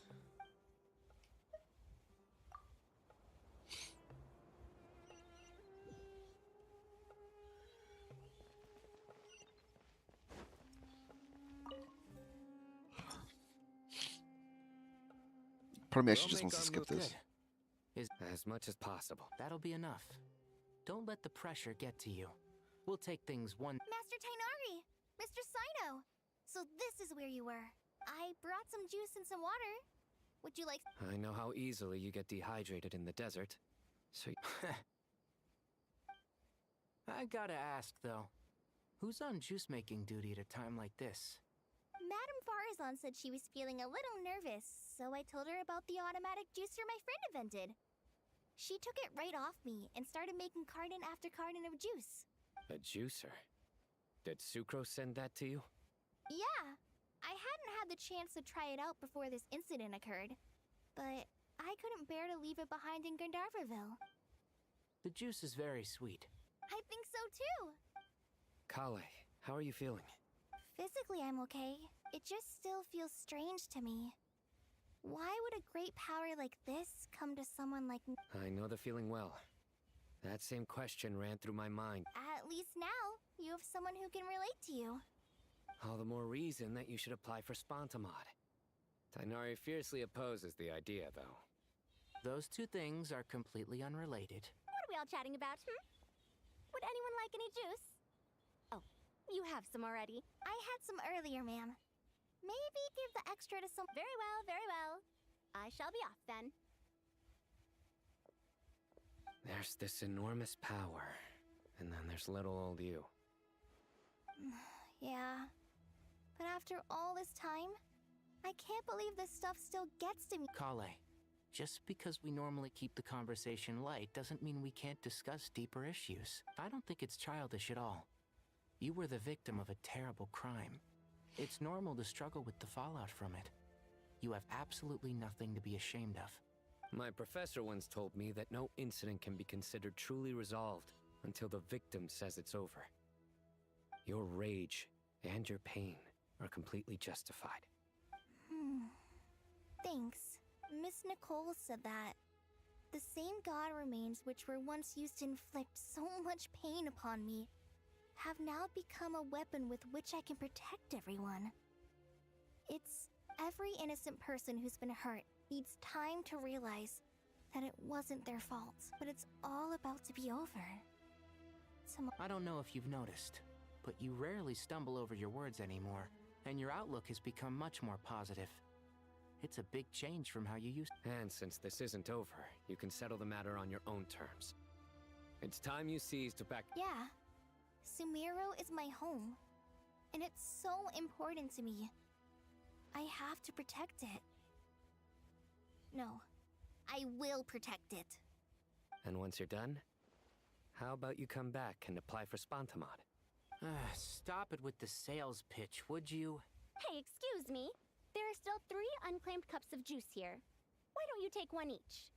Ugh, my arms are getting sore from carrying them around everywhere. Madame Farazan, why are you... Here. Thank you, Madame Farazan. Drink up and enjoy my handiwork. I think I'm going to make something else now instead. Please, try to relax, Madame Farazan. Your nerves are starting to get the better of you. I know, I know.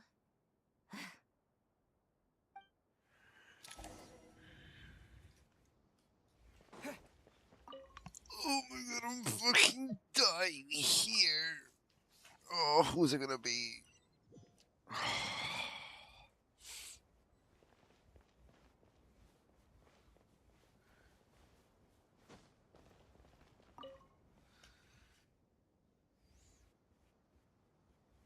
Something on your mind, Miss Nefer? Nothing in particular. It's just... right now, the future feels strange and unfamiliar. But the future has not yet arrived. How can you say how it feels? Some people know that there's an impending disaster. Others remain blissfully unaware. Each group is imagining an entirely different future while walking towards the same one. But when they get there, they'll still find they feel differently about it. People are shaped by their circumstances. Different circumstances create people with different perspectives. I've always found the perspective of the Vahumana Darshan to be a particularly incisive one. Even at the height of the crisis in Nodcry, people held diverging opinions. But things are different this time. Indeed. Regardless of faith, gender, wealth, skin color, or eye color, everyone in Sumeru knows what will happen tomorrow. The world has never been an especially fair place. Yet now, against all odds, a moment of unprecedented unity and equality is about to take place.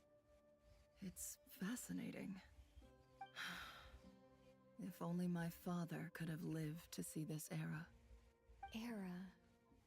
To me, that term represents a much greater span of time. It can be an unsettling word. I would even say I'm afraid of it. Do angels even feel fear? Yes, at least I do. I fear the gap that grows wider with each passing day, and the never-ending flow of time. Time renders all memories insignificant, and reduces all splendor to nothing. But those memories are the one thing I do not want to lose. You're very human in that regard. If angels draw too close to humanity, our wings burn away in the bright flame of awareness, and we fall to the earth. After spending so long among humans, I have lost much of my former glory. Maybe that's a good thing. You're more human than some humans are. I've been talking to Kale a lot in recent days. We seem to be in completely opposite situations. I suppose that makes us good case studies for comparison. Case studies for who? Myself, I suppose. After comparing the two of us, I suddenly discovered that I desired more than before. It was a gentle, pleasant sensation. Just as most people pursue glory and miracles, I too am pursuing miracles of my own. Guiding humans to make the miracles in their hearts a reality. That is my miracle. It doesn't sound so bad, does it? Alright.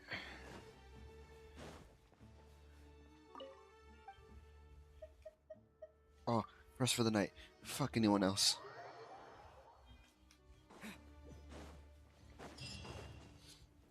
Time to go! Let's meet the others at the mausoleum of King Deshret.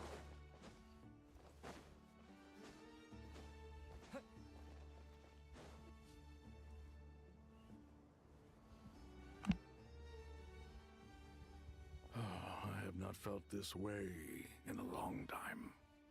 Standing up high, gazing out at the rolling dunes.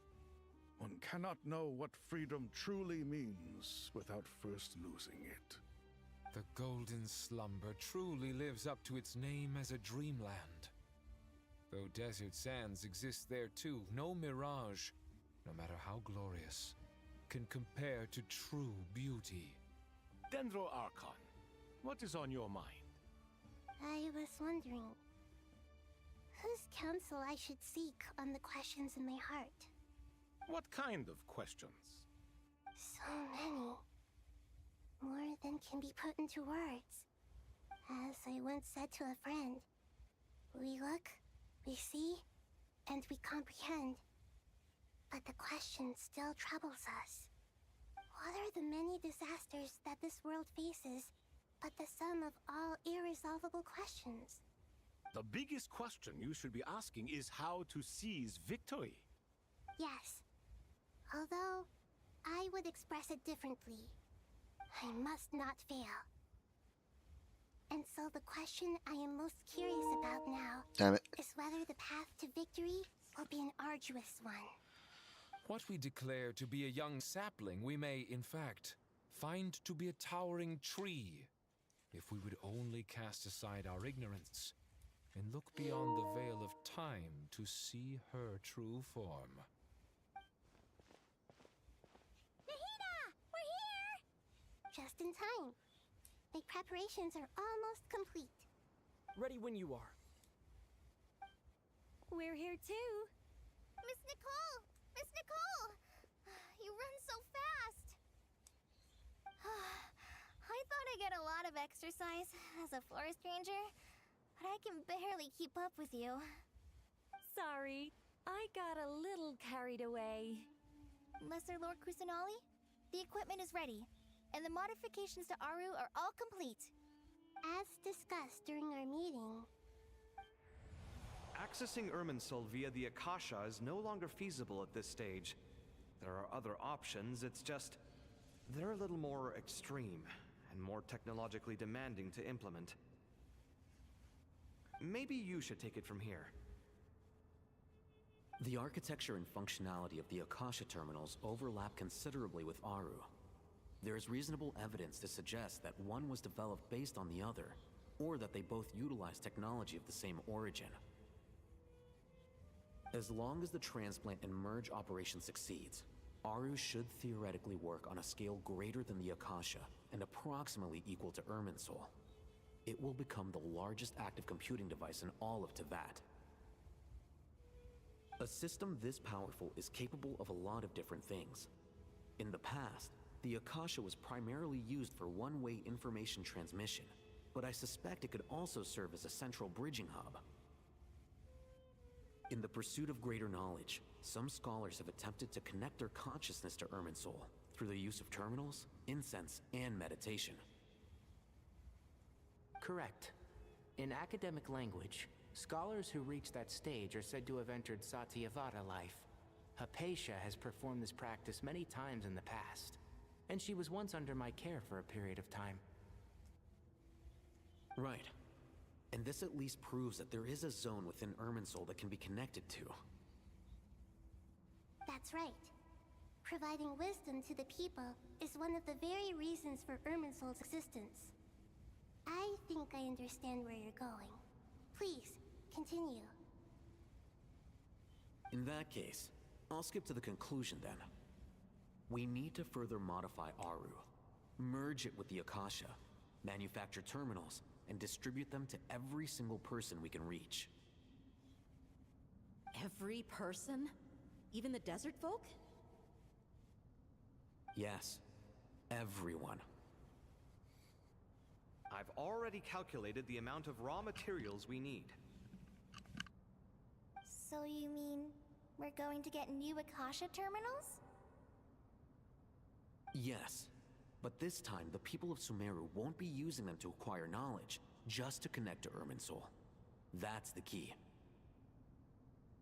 When we evacuated the city, we brought all the important assets from the House of Dana, in case we ended up needing them.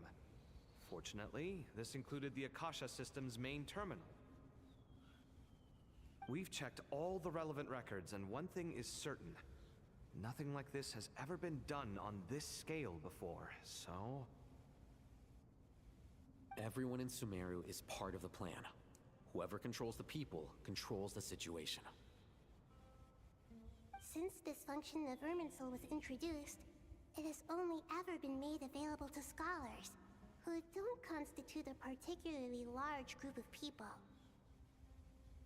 But by expanding the scale to include all the people of Sumeru, all the individual connections will stack up to create a significant load on the system. Under normal circumstances, Irminsul would be able to cope with the additional load. But with it already being under strain from other activities, its remaining capacity is limited.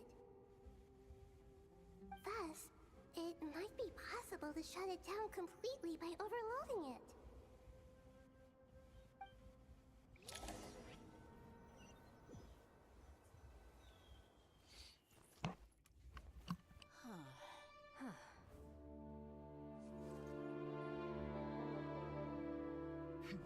Counting down. 3, 2, 1. Are you ready? Ready.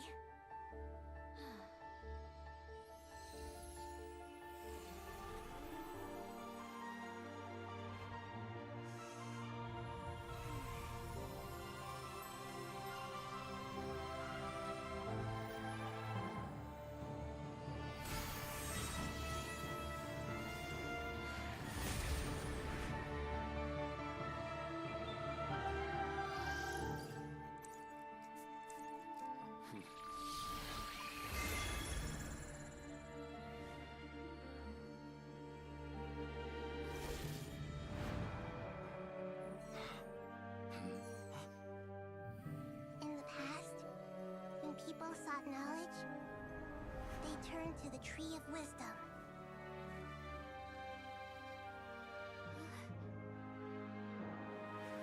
Today, we use it to save Sumeru and the whole world. These boughs that nurtured learning must not become tools for destroying the world.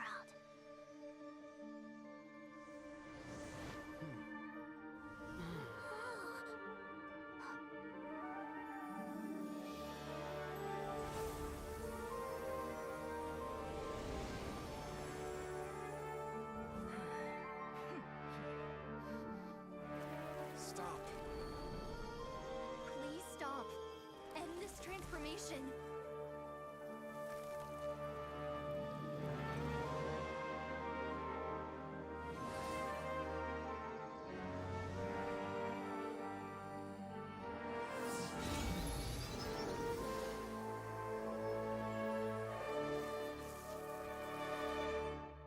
You would shut down Irminsul just to stop me? You fools. I have all the time in the world.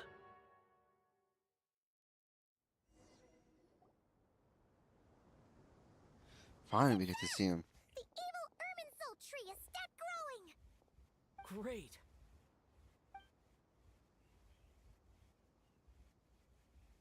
What a display of true courage. The courage to think and the courage to act. I never thought I would witness the shutdown of Irminsul with my own eyes. Perhaps this is human wisdom in action? Indeed, only humans could do such a thing. Gods are few and far between. What was once created for spreading knowledge is now used for another purpose. A rather ingenious plan. I am grateful to you three for your help. Only thanks to you were we able to extend Aru's interference capabilities to cover all terminals. Now, nobody who wears a terminal will have their activity accurately tracked by Irminsul. No matter how many eyes Dotori possesses, he will not be able to see us clearly.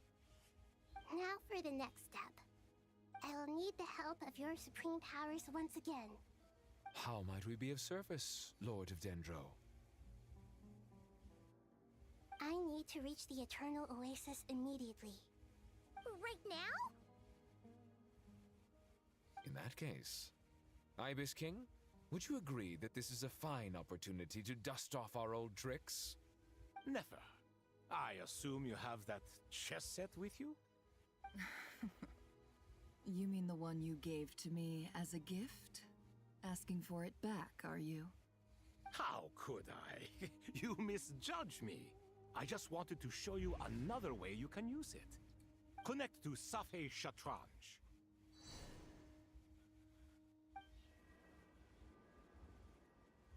Safei Shatranj? You mean that place in the desert? Thoth's chess set gains its power from the chessboard laid out in the desert by King Deshret and ourselves. All ceremonies conducted using the chess set must be activated via Safei Shatranj. In other words, the chess set is an extension of the chessboard. In the past, moving a chess piece was a sacred and momentous act. Transfer initiated. Entering live combat mode.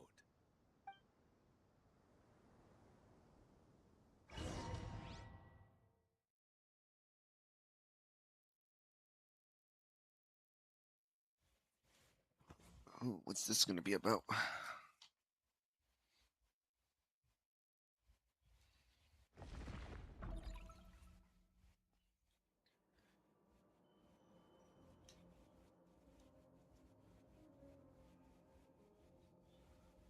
We haven't heard a single word from our spy in the desert. I'm afraid he might have been captured. Never mind. But we spent years turning him. And a lot of Mora. Nothing comes for free in this world, but the loss is not without its purpose. For a small price, we have wasted a precious amount of the limited time they have. Quite a bargain, if you ask me.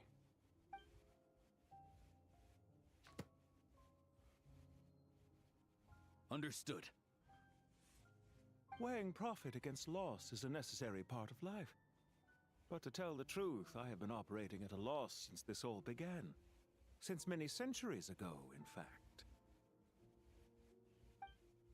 For instance, why would a banker act as the executor of a will?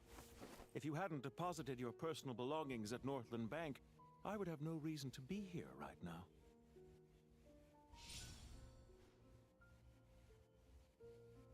Dottore, I've placed your final data backup into the ley lines as per our contract. I trust we are now square for the safe deposit fees you paid. Is it not a little petty to split hairs like this, given our amicable relationship?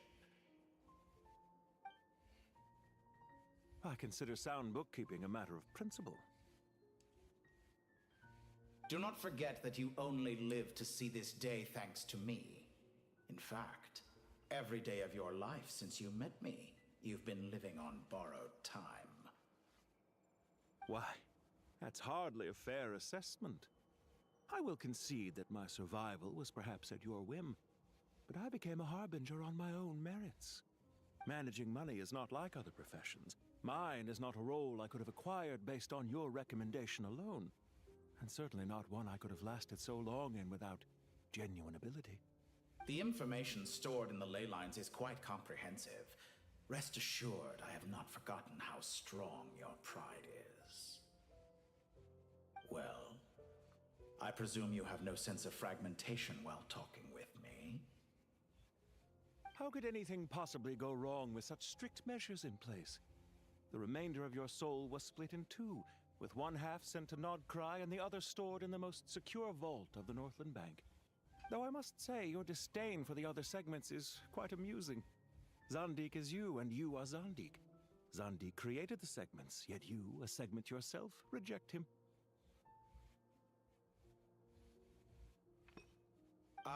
That is, Zandik, created segments of various ages in his later years. To achieve this, he had to freeze time and part with a portion of his soul. But as constructive as it sounds, it erases my uniqueness. If each segment is equally me, then by the same token, none of them are truly me.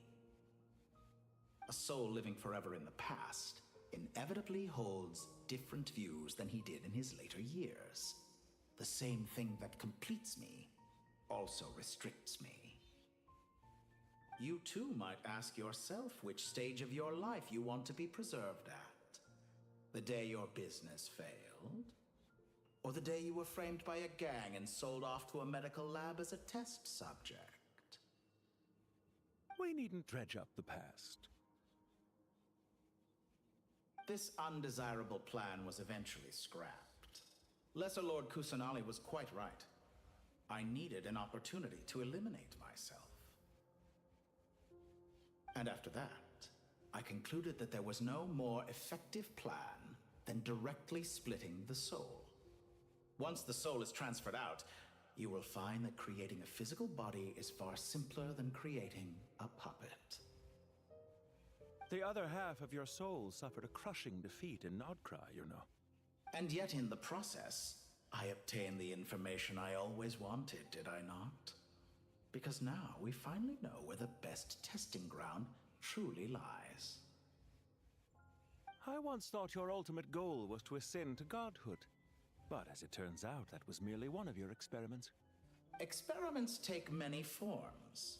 Most people are too eager for success, too fixated on the end goal. They forget that the experimental process itself is just as important. A suspiciously vacant seat, a new face. I trust you can put two and two together. The reason it doesn't exist is because someone tampered with the record. What can I say? After all your efforts, you really did uncover the world's secrets. So, is the new world you promised a lie? So yeah, they're... No, it never was. Yeah. I am glad to be able to control Irmin's soul from within. Now I shall attempt to create a new world inside the existing one. Almost everyone faces the prospect of death. but not a single person has ever been able to experiment unrestrained in the afterlife through sheer force of will. I am the only one to have overcome this enormous challenge. Would I not be letting the world down if I didn't make the most of the opportunity to experiment? Clearly, the dividing of your soul did not affect the magnitude of your ego.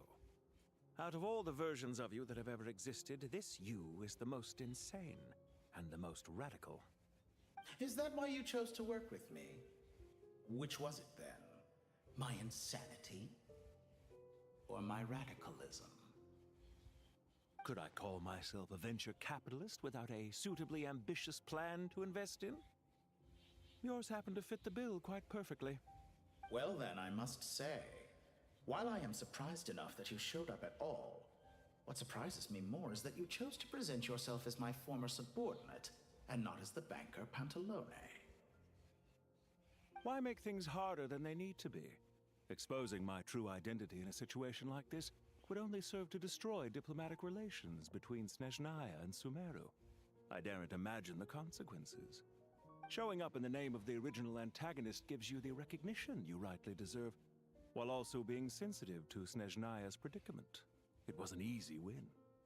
As for why I'm here, if you're suggesting that your credit is in the negative, I won't argue with that. Many people say that about you. I'd argue that a significant factor in your willingness to cooperate is the fact that you have but a few years of life left after my death. Living and dying together has a way of binding two parties together rather closely.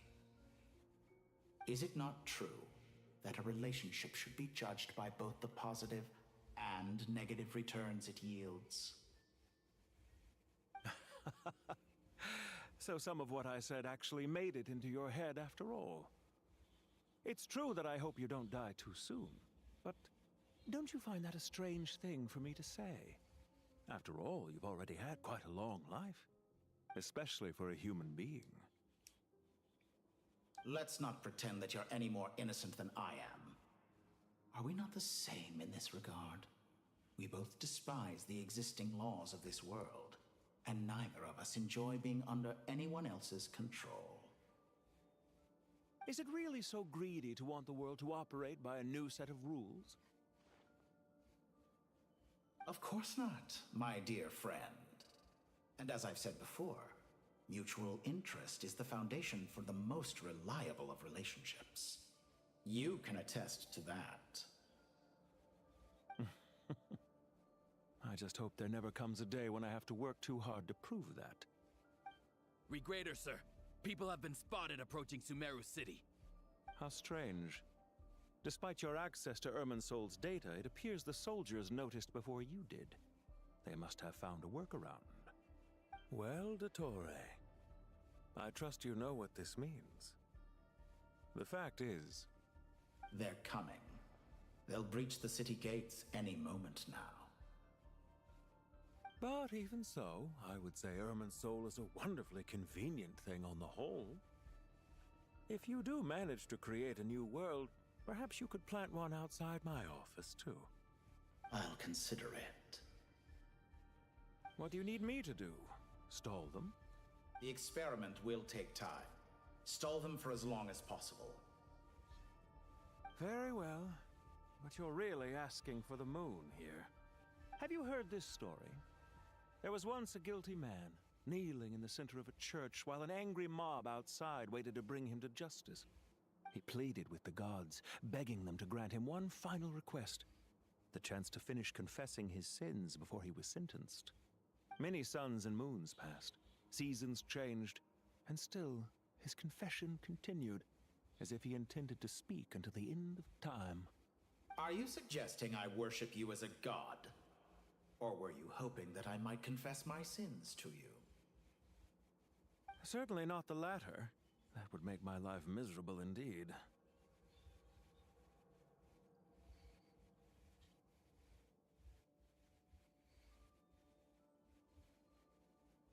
Is he looking at me? For someone who despises them so, you never seem to have any objections to me creating or becoming one. At first, I thought you'd be furious. Concerned I would terminate our partnership, were you? Not at all. You had reasons why our partnership must continue. Don't you find people's attitudes toward gods amusing? A god descends from the heavens and people worship it unreservedly, blindly following whatever rules are given to them. And yet, when they see an ordinary person gain godlike levels of power by virtue of their own hard work, they treat him with nothing but suspicion, even if he is a compatriot. Is that supposed to be a compliment? No. I was just thinking. I pity the man who would call you a compatriot. There's no need to be so self-critical.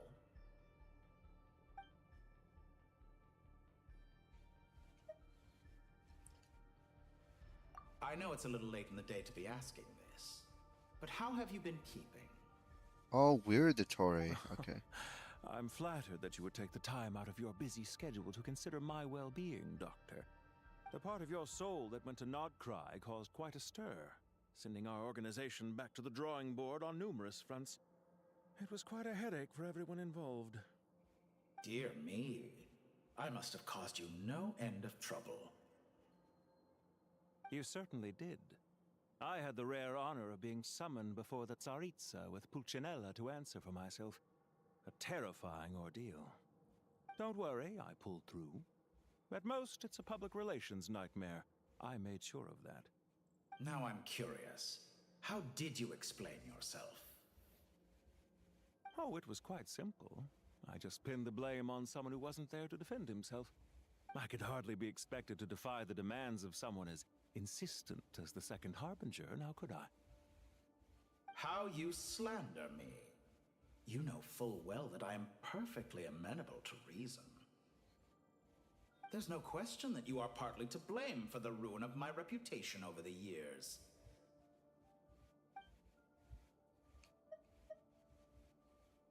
Do you have anything lined up for when this is all over? Hard to say. Field work always takes quite a toll on me, as you know. Once I'm back at Snezhnaya, I'll start with a well-earned cigarette. Why are you so eager to ruin your lungs after I went to the trouble of replacing them for you? If you have an issue with it, feel free to try to stop me.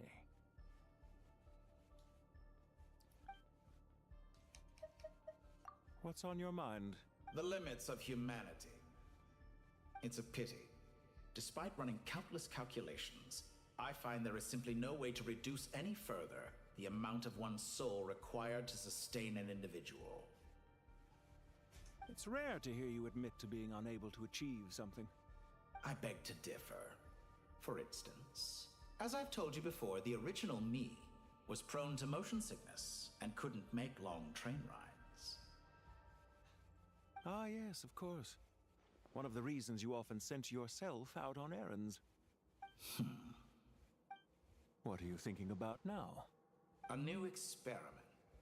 In the event that my soul was depleted, say we extracted my data from someone else's memories, yours for instance, and then combined it with your intact soul as the base material, what would we create?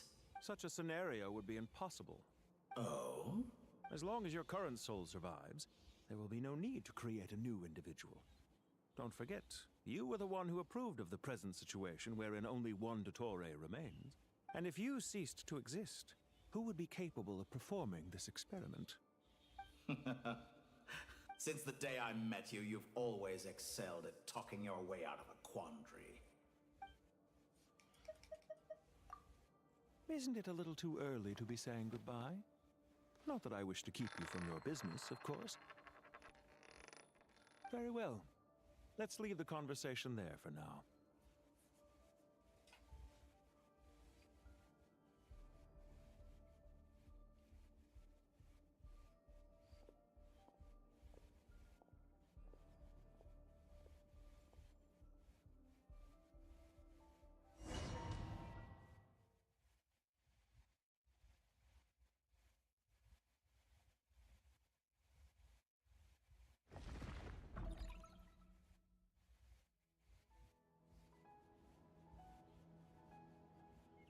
The power of King Deshret's 7 pillars is truly remarkable.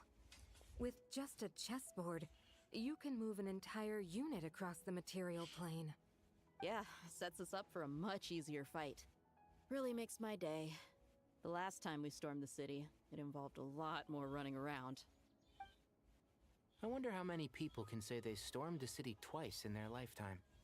I was just thinking that. I've definitely had more than my fair share of unusual experiences in my life. This is my first time here, actually. We never usually leave Gandharvaville. I hope this will be my last time. Does everyone have to chime in? Can't we just fight?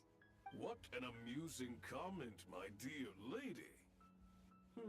Yet humans often alleviate tension via small talk, do they not? Whoa! Why is Candace's shield talking?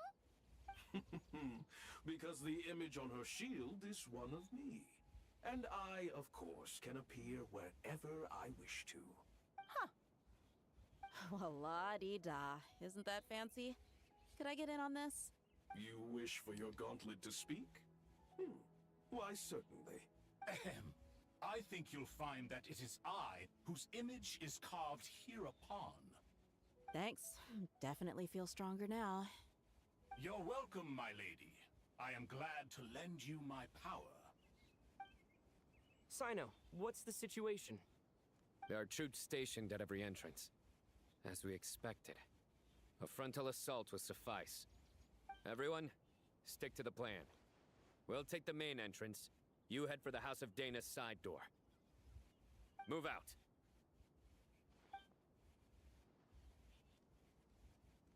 Just casually walk.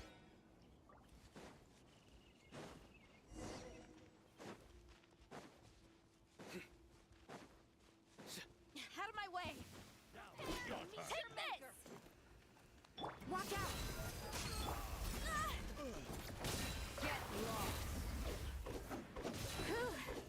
Thank you, Jet. You gotta be more careful. If you're not ready to put your life on the line, you can't be certain of defeating your opponent. She's right. Keep your wits about you, Rana. What the fuck? It's jammed.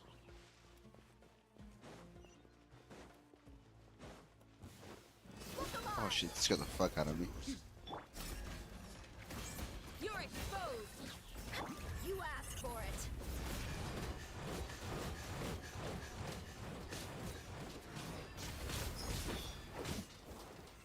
No escape. Surrender. Yield.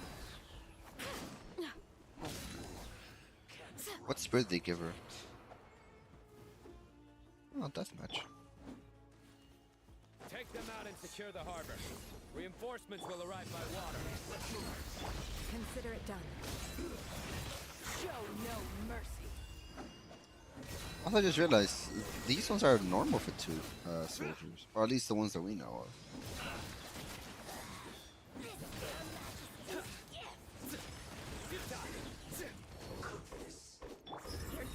The Mirror Maiden too. This body belongs to ice and snow.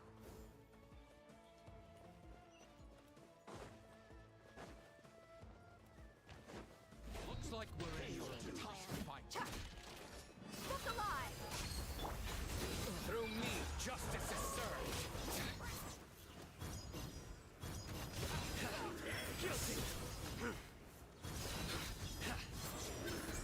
Their penance is due. Use of force authorized. Guilty. This ought to do it. Their penance is due. Resist. You're exposed. Hear my Save prayer. yourself the pain. Let's get it on. Surrender.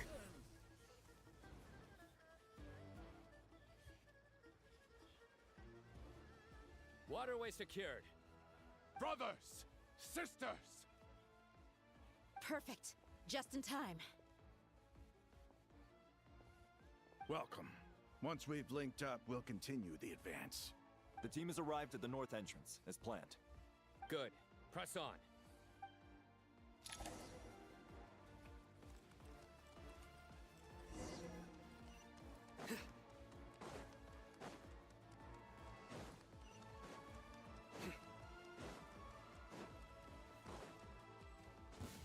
There you are, straggler.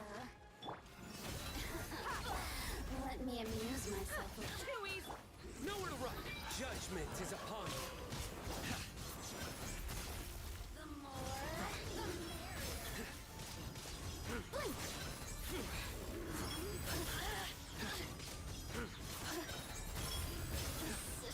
What a waste of time! Your skull! Is stay condemned! Pin them down! We shall prevail! Oh, come on. I think they got him.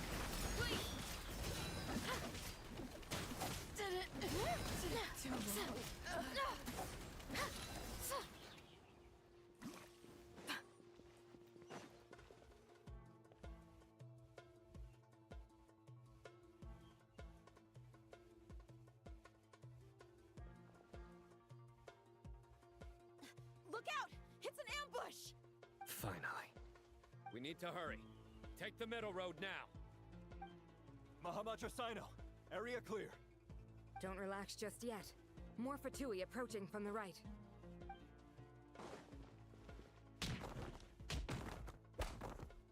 Irminsul cannot track our movements. If necessary, we could split up. Don't worry. We'll wipe them all out.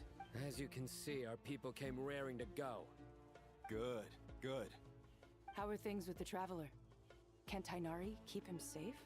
Don't underestimate Tainari just because he's a forest watcher. He can handle it. All right. You know that's not what I meant.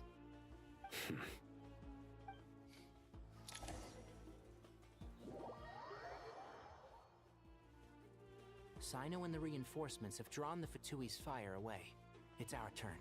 By using a cluster leaf of cultivation, we can pass through certain terrain silently. Good luck with that. We'll just fly up there. Huh? Oh, yeah. Paimon forgot she could fly. Ready? Ready.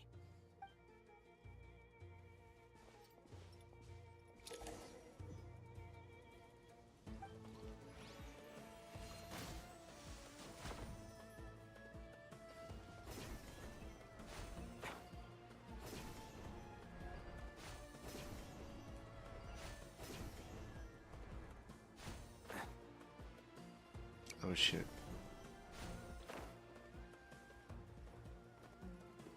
Where's the next one?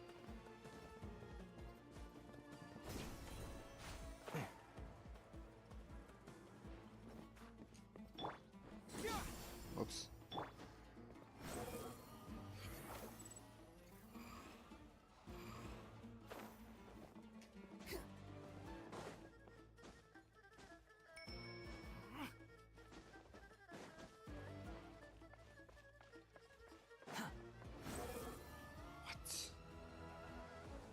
Upon the gale. Too slow.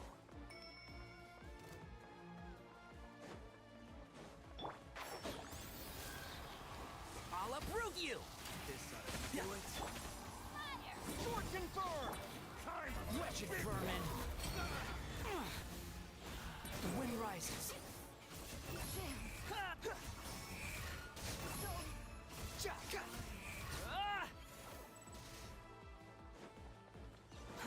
Too slow.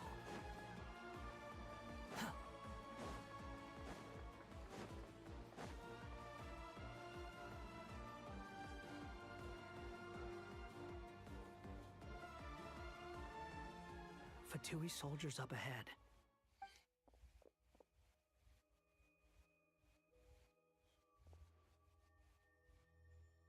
Careful. Prepare for battle. Hey! There's people over there. You have some nerve showing your faces here in the center of Sumeru City.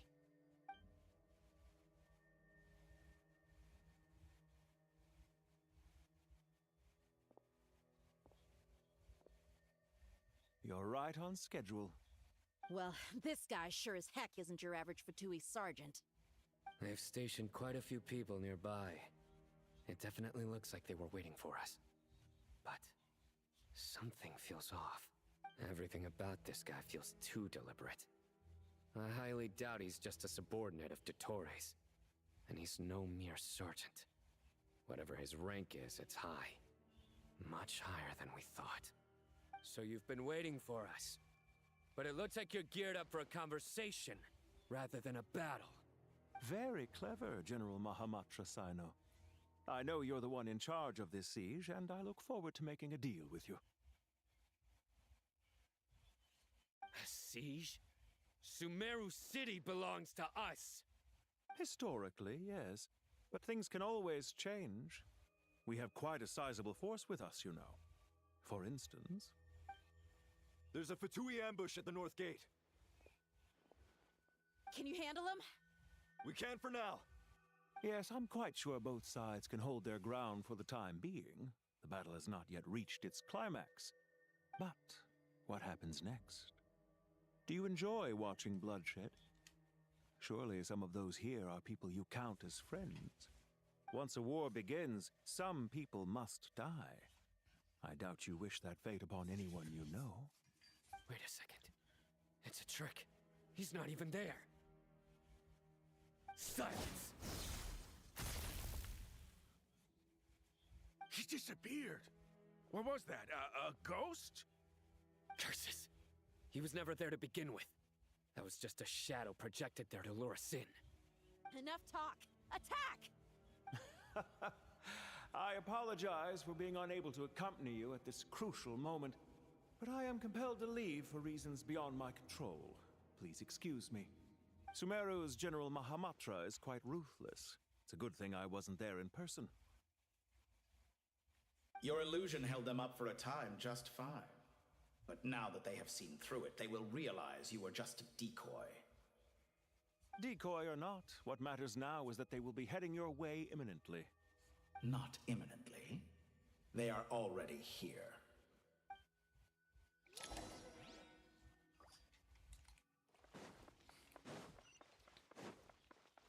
Quit following me. I wonder where the next crisis is going to be. Apart from obviously it's just Naya. We made it! This is far enough. Tainari, you go help Sino. Don't worry about us. We'll manage from here. Are you sure you don't need me to stand guard? No need. Once the connection is established, we'll disappear from the sanctuary of Surasthana. Go help the others. All right. Goodbye for now, then. Please tread carefully.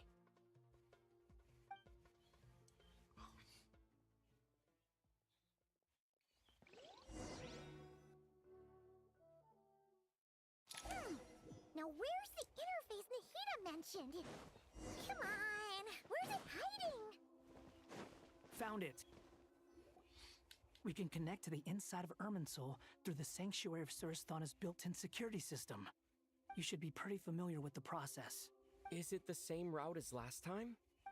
For the most part. We don't need to adjust any of the parameters. Then I should be fine. And Paimon? Once you're both ready, we'll set off. Wait! The stakes are way higher this time, right? Maybe Paimon should stay outside and help the others. Then, you can focus on the fight without having to worry about Paimon. Huh? Why are you staring at me like that? It's nothing. I just suddenly realized how much you've grown. Hey, you've grown quite a lot yourself. Don't you two start getting into it again. Well, anyway, Paimon thinks she's pretty knowledgeable. Who's the best guide in Tavatigan? And don't forget, Paimon's a college student now. If we say Alhatham's not a weirdo, it's hard to explain how he came up with the idea of you applying to the academia. But for all that he counts, you're doing surprisingly well in your studies. Just goes to show how important it is to have someone supporting you. And Paimon's not the only one. Let's not forget that you only became a student because of Nahida's personal recommendation. That's fair. I have learned a lot in Sumeru. Oh yeah. Did you ever come up with that ugly nickname you promised me? What? No way! We're friends now! Paimon up on giving you one ages ago. Anyway, isn't Hat Guy enough of a nickname for you? Fine. Suit yourself. We need to go. Paimon, if you're staying, look after yourself. Will do. Paimon's gonna link up with Tighnari and Sino. You guys are the ones who need to be careful. We will be. Bye for now.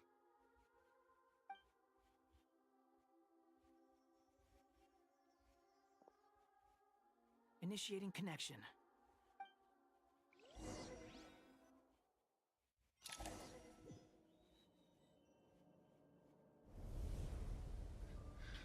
Oh, are we finally going inside? So far, it's almost been 6 hours into it. So yeah, I'm definitely reaching the end point.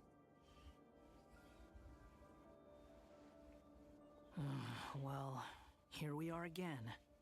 Come to think of it, I still don't even know where we're going. Thanks to our terminals, it should be impossible for Irminsul to read. I can... Don't tell me. Only you need to know. That way, whatever happens to me next, it won't affect your progress. Listen to me. Your safety is just as important as mine. Don't even think about sacrificing yourself for the greater good. We came here together. Yeah, besides you're a playable character, you can't die. Alright, if you insist. Whoops. Kinda like, hold on. So now I think these are now unbinded.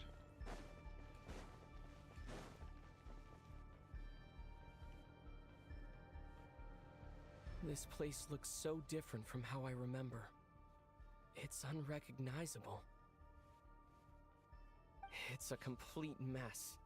Like someone's turned the place upside down. Must be Dottoro's doing. Either he's searching for some information he needs. It's still changing. He has to know we've entered Irminsul. But luckily for us, he can't pinpoint our location. Be on your guard. Don't let him find us. The red parts have probably been corrupted by Dottoro's power. Don't touch them, or you might alert him.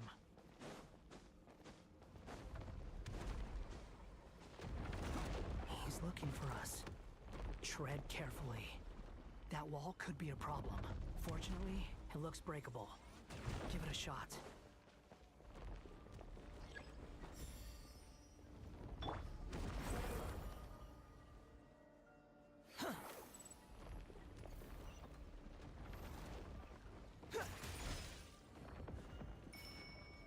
Oh, but I don't trust that. Squall Fury.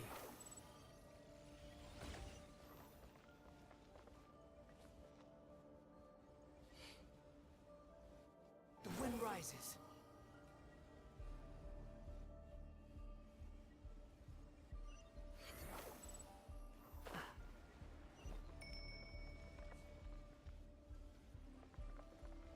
Squall Fury.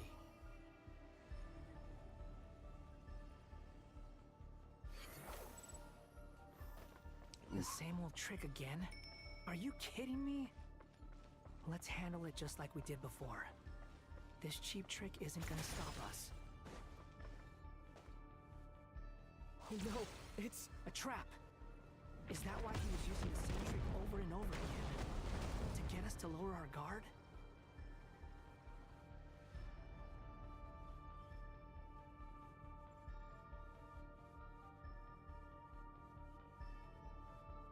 I'm trapped!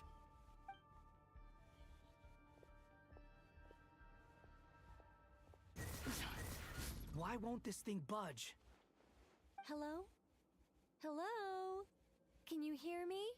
Nicole, is that you? Yes, it's me. I'm monitoring your progress from inside the Eternal Oasis, and I have to say, this terminal is simply marvelous. It makes tracking you so much easier. I couldn't see anything at first, but now that you two are inside, I can use your location with support from the terminals to get a partial view of the situation inside Irminsul. It's not the clearest image, but it's better than not being able to help at all. So, Here I am. I can't intervene directly, but I can help to guide you out of the jam you're currently in. So please, just follow my lead. Dottore in his current form is a blight upon both Irminsul and the ley lines. Pay attention to your surroundings. There must be sources of his contamination nearby. The corrupted information Is that one of them? Precisely. Take it out. Good work. But we're not done yet. Stay close, and let's see if we can find any others like it nearby.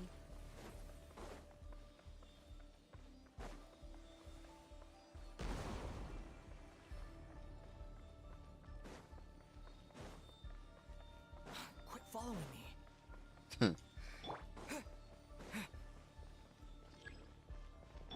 The wind rises. This must be another one. Agreed. Now... Wait! Watch out! It's Dottore. I think he's found us.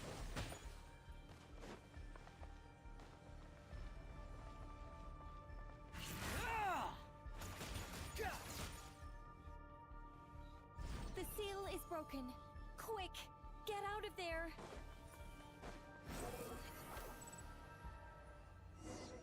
And where exactly do you think you can run to? Wait, what is that? Pursuers! That's gotta be it! Run! Don't let that thing touch you. Dodge that attack!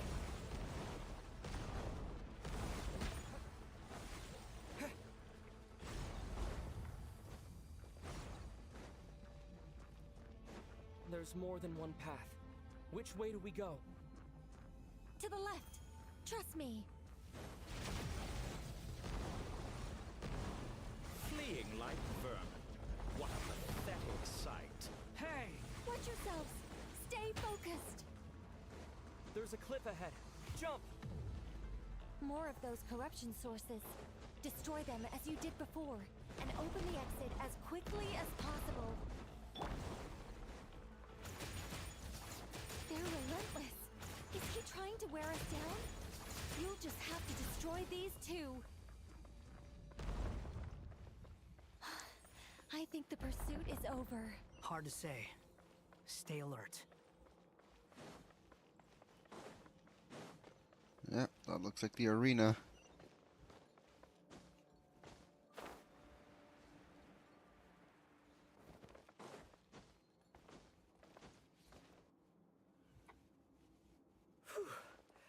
I think we've made it to relative safety.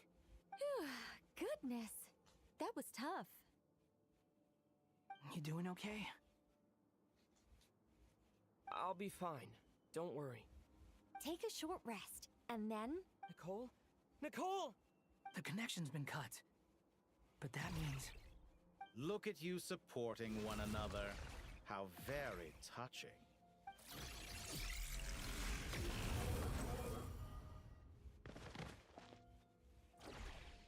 Dottore! Took you long enough to find us. You're more useless than I thought. Oh, really? I think I deserve a little more credit for my methods than that. Rather than hunting you down, I chose to let you roam free. I indulged your presumption that I was unable to track your movements. Played along with your clever little plan. Fleeing is for animals, but I rather enjoy watching you flee. Some things lose the will to run altogether as soon as you put them in a cage. If that's true, then why did you come looking for us? Because I wanted to observe you up close, of course. Don't misunderstand me, I'm not here for a fight. Is it so unusual that I wish to greet my old acquaintances in person? After all, it's been a while. Scaramouche.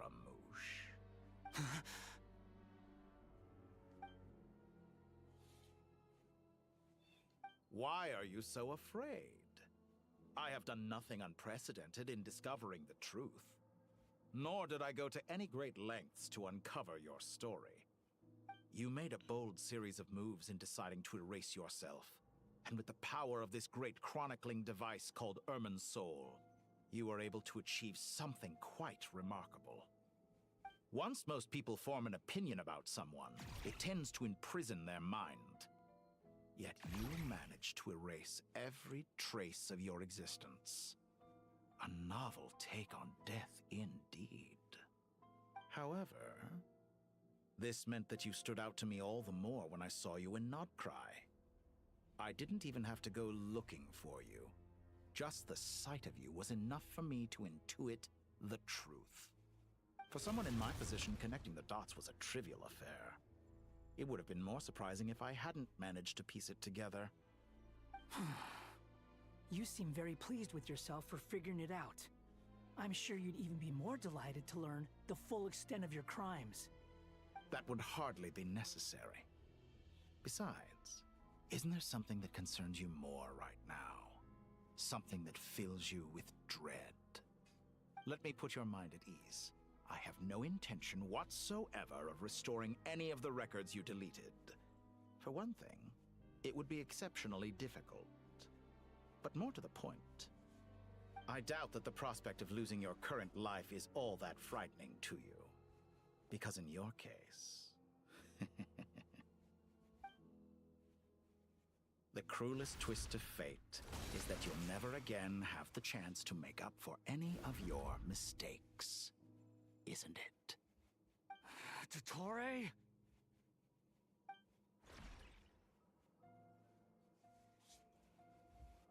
Dumb. All here shall bend to Swollen Fury. That's far enough. Bruh.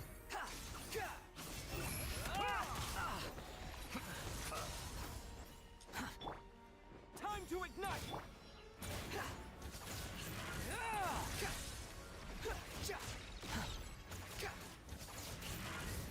The wind rises.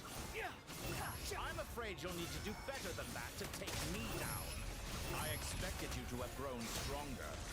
Ah, how foolish of me. I forgot that you lack any means to increase your power. You will pay for everything you've done. Oh, will I now?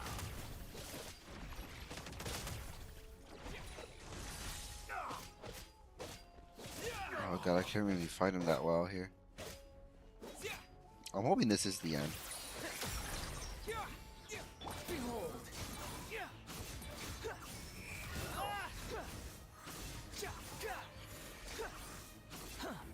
Oh, fuck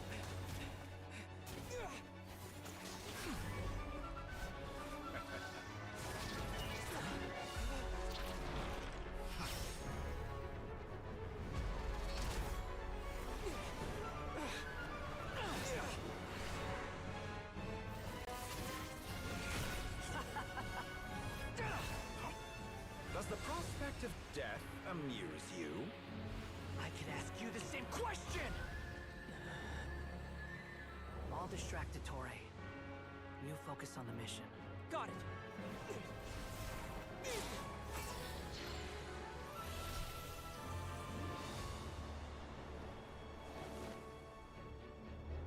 For the hopes and dreams of the masses.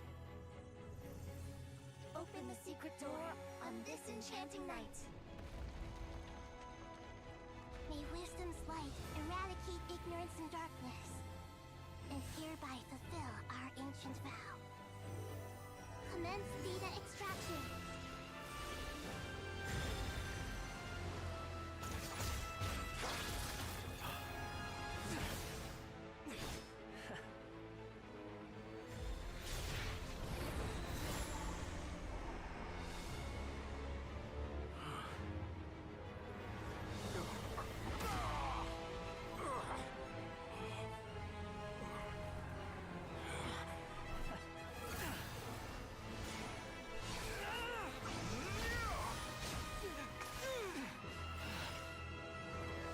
You cling to outdated ideals and stand in the way of progress. You will pay for interfering with the grandest experiment of all time.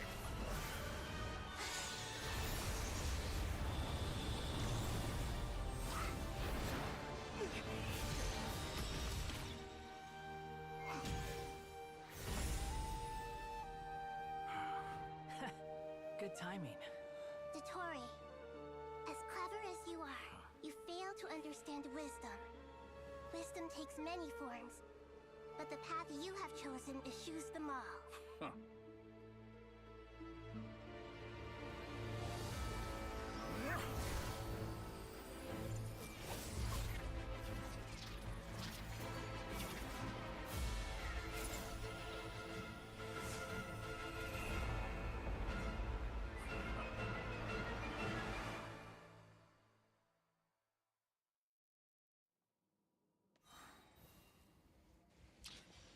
Wow, yeah, because Nahida definitely here is needed. My strength is fading.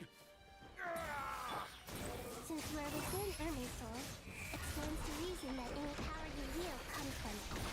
Extracting the information from Ermasoul just to strip me of my power. I will find his weakness.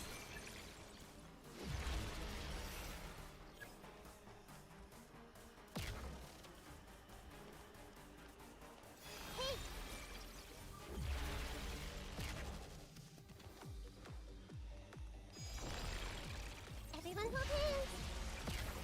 What am I supposed to do there?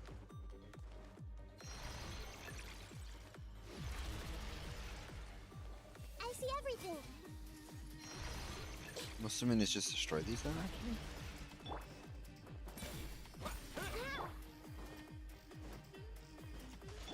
I admire your attempt to introduce a new barrier, but it's nowhere near enough.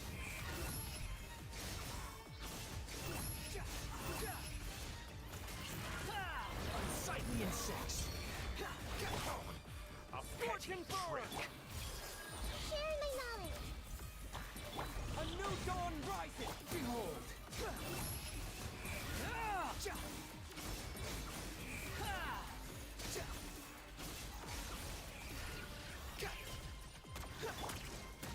Time to ignite! Grow, grow, grow! Squall and fury. Upon the gale. Burn all before you. Blade of the You're primal dead. blade. Hey! You won't You're defeat. so close! Just hold on a little longer! I'll hold him off. Traveler, Hat Guy, the rest is up to you! We certainly have a knack for surprising each other, don't we? I'm just getting started. It's time! Say your prayers! Stay on the offensive, but watch your back!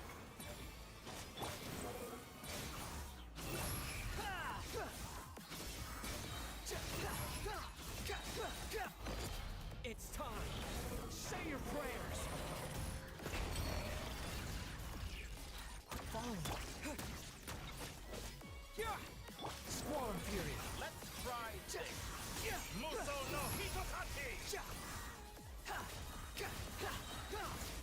You copied the writing Shokins. Say your prayers!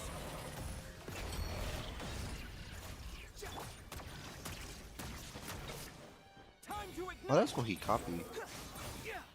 Burn all before you. Search for it.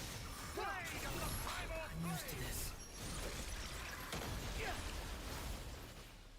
Oh, I think that's Scaramucci's attack, isn't it? The last one? It's time! Say your prayers!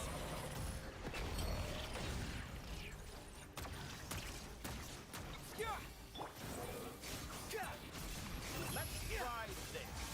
Muso no Hitotaki. You're dead! It's time! Say your prayers!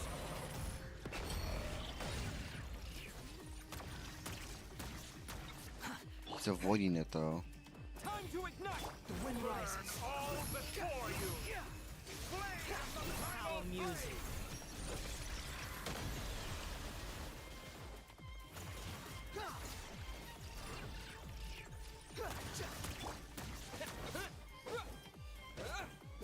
Scorch and burn!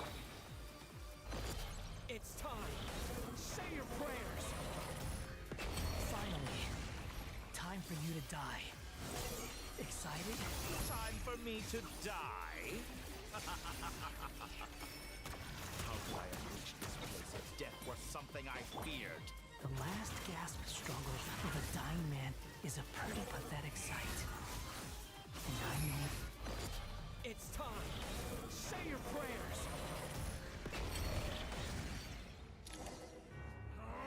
That's enough!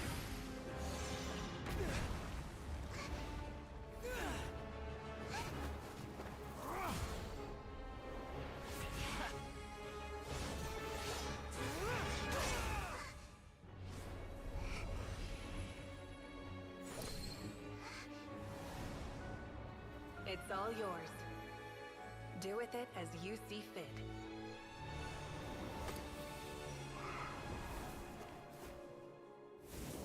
Just as you say, this world is home to some archaic things. And as you suppose, you are a formidable opponent. You have long coveted the secrets of wisdom. So now, I will demonstrate true wisdom in action. I invoke my supreme authority as the keeper of Irminsul. Commend me or condemn me. But give your verdict now!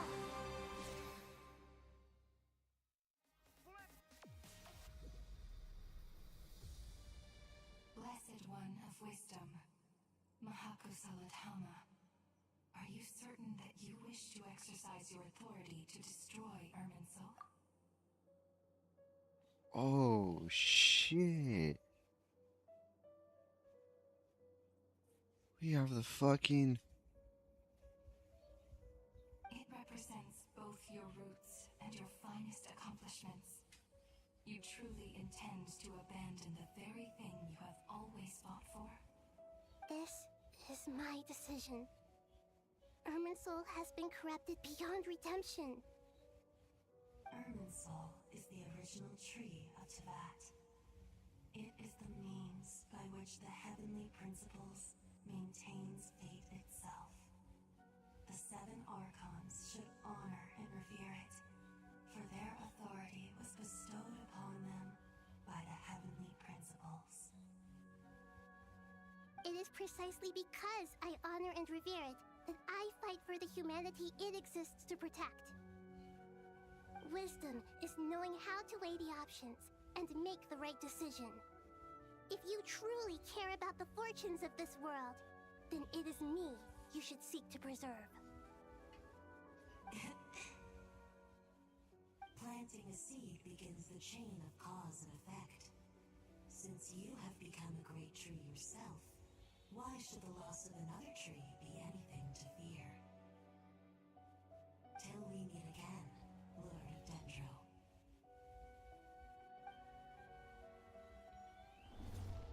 Shit.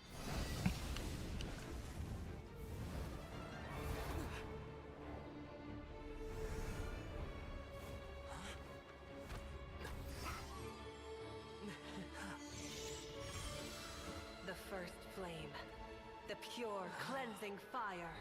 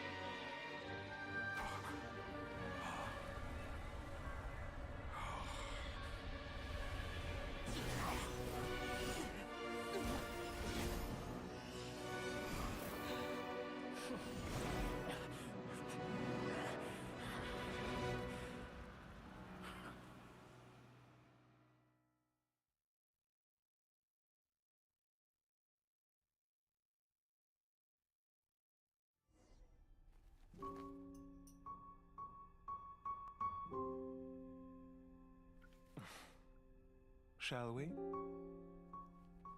Where were we? I was suggesting that you needn't perform when signing a contract. You're only sitting here because your bank demanded an evaluation of the trustee. So you told a story about a young scholar from a merchant family in Sumeru? I told a compelling tale, didn't I? The post-expulsion story is far more captivating. The human experiments or the elixir of immortality? The part where you die. Ah, yes. My favorite part. The 35-year-old Segment thought of himself as Dottore, reserving the name Zandik for the original specimen. Of all the Segments, he was the most selfish. After his expulsion, Dottore searched for a new direction. He joined the Fatui, studied Elazar in great depth, secured resources. He was rather fortunate in his career.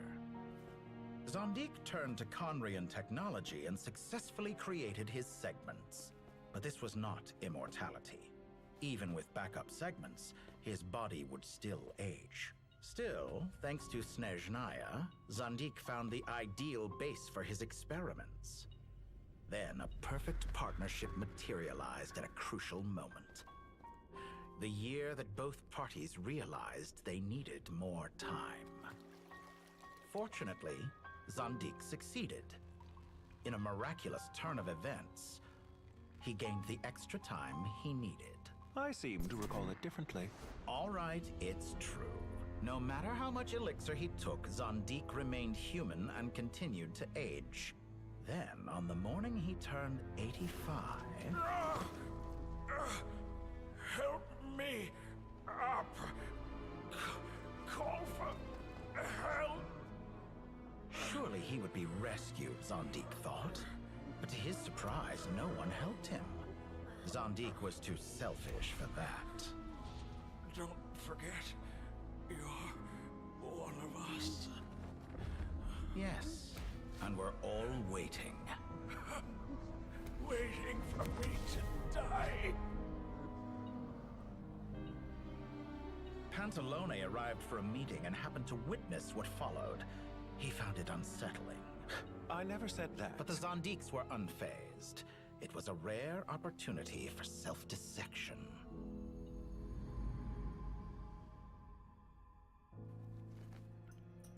What does all that have to do with you depositing your data at Northland Bank? It has made me cherish my time in this world all the more. Fair enough. So you do have a sense of self-preservation.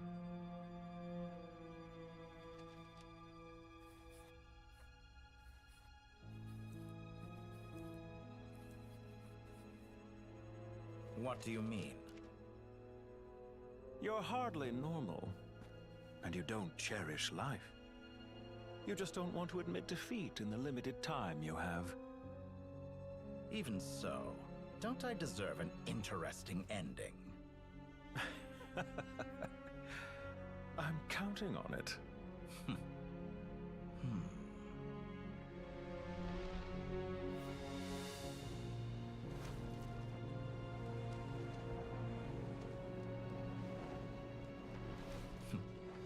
If nothing else, I expect my funeral will be a grand affair indeed.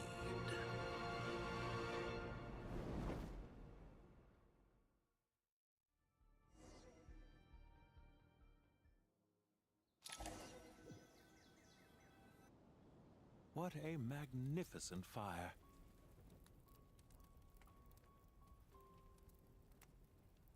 In Snezhnaya, we light fires to ward off the cold. Fire, it seems, is antithetical to ideas such as cold, frozen, and unchanging. Perhaps it has always been that way. From the beginning, fire has been used to drive away wild beasts and warm the body and mind. You could say it's a form of treatment. One that cures the human heart of mortal fear. Mortal fear? Something you haven't been acquainted with in a long time, by the sounds of it. Whereas you, I'm sure, must know the feeling quite well indeed. I remember when we first discussed the elixir of immortality, you claimed that extending your lifespan was about buying more time. But was that really the truth? You fear the prospect of dying a wretched end in this world, don't you?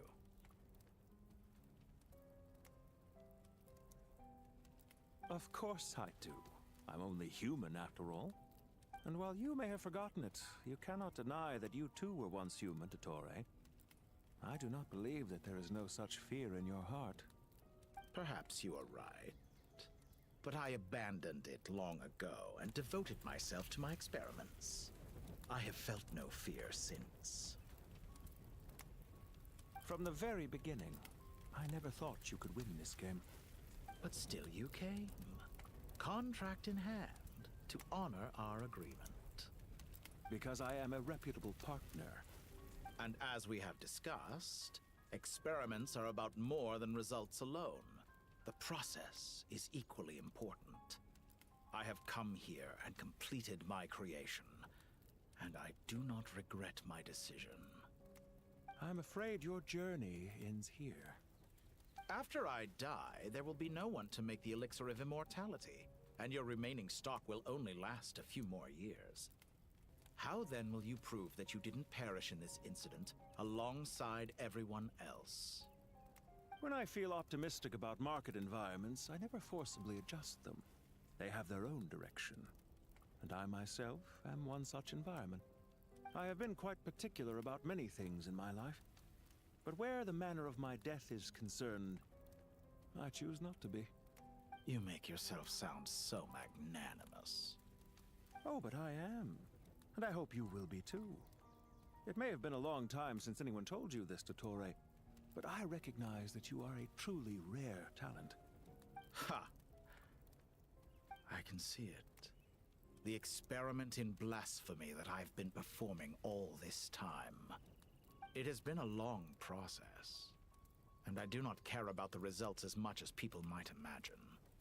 If the very goal of your experiment was to explore infinite possibilities, then there was never any reason for it to end. Indeed. Yet now, the experiment has officially drawn to a close. What should I call you? Zandik? Or do you prefer Dottore? Suit yourself. Goodbye, Feofan. This time, that's what it truly is. And don't I know it? Goodbye, Zandik.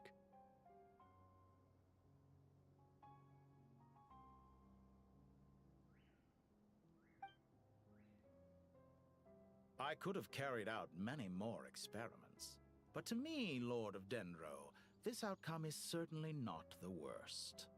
I believe you. But unfortunately, this is where it all ends for you. This experiment does not belong to you, nor do any of the results. Experiment. It sounds like you're trying to outdo me in my own field. Wisdom is conveying information in terms that people can clearly understand. You know exactly what I mean. Indeed. I can see no further outcomes. Ha.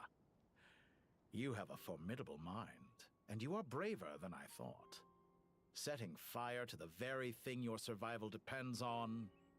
Your previous threat was empty, but this time, it is real. When necessary, wisdom can be as fierce as an inferno. Some of the flames that incinerate you come from within yourself. Perhaps you are right. You see what lies at the bottom of the human heart, and that is your wisdom. Here is where your journey comes to an end. All that is yet unknown belongs to those of us who will carry on living. It seems I have unwittingly been your arch-enemy all along. But now, it's all over. I do not deny your intelligence. But what you refer to as experiments, I would never describe in those terms.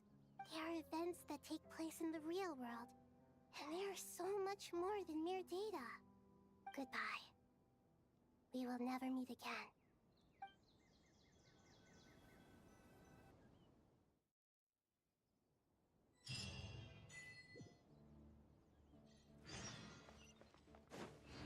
Someone needs assistance. Well, that's the last of them. Everyone on the list is already back where they should be.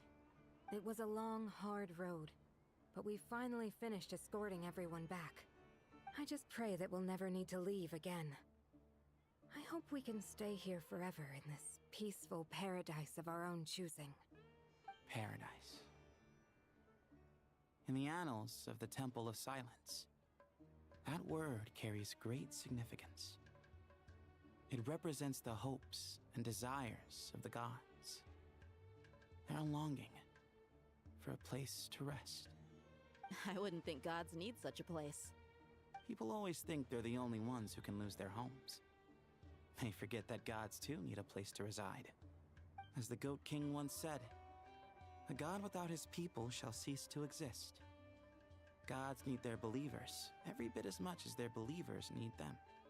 Only we can truly understand how much the desert faith has faded over the centuries.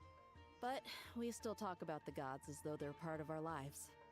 Given the myriad ways in which gods and humans interact, I'd say they really are. How else could Dunyarzad consider the Dendro Archon a friend? Well, that sounds about right to me. Describing them as friends sure makes us feel a whole lot closer.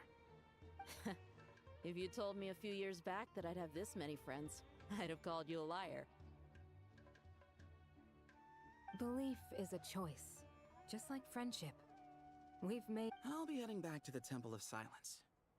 I heard the Goat King and the Ibis King decided to pay us a visit. How about you? It's back to Aru Village for us. Still plenty of supplies to distribute and people to help. Until next time, old friend. As long as you can find the time, you're always welcome to visit us in Aru Village. Right back at you. Make sure to drop by the Temple of Silence the next time you're free. Where it is that 2 of the other 7 pillars, Shezapang and Bennu, might also be dropping by. Since you're wearing the symbols of their power, it'd only be fitting if you came to see them for yourselves. Dropping by? That makes it sound like they're visiting a neighbor's home. Well, the temple was founded by Hermanubis, so I guess to them, that's exactly what it is. Guess that's true. All right. We'll make sure to find time to stop by. Stay safe on your journey home. I will.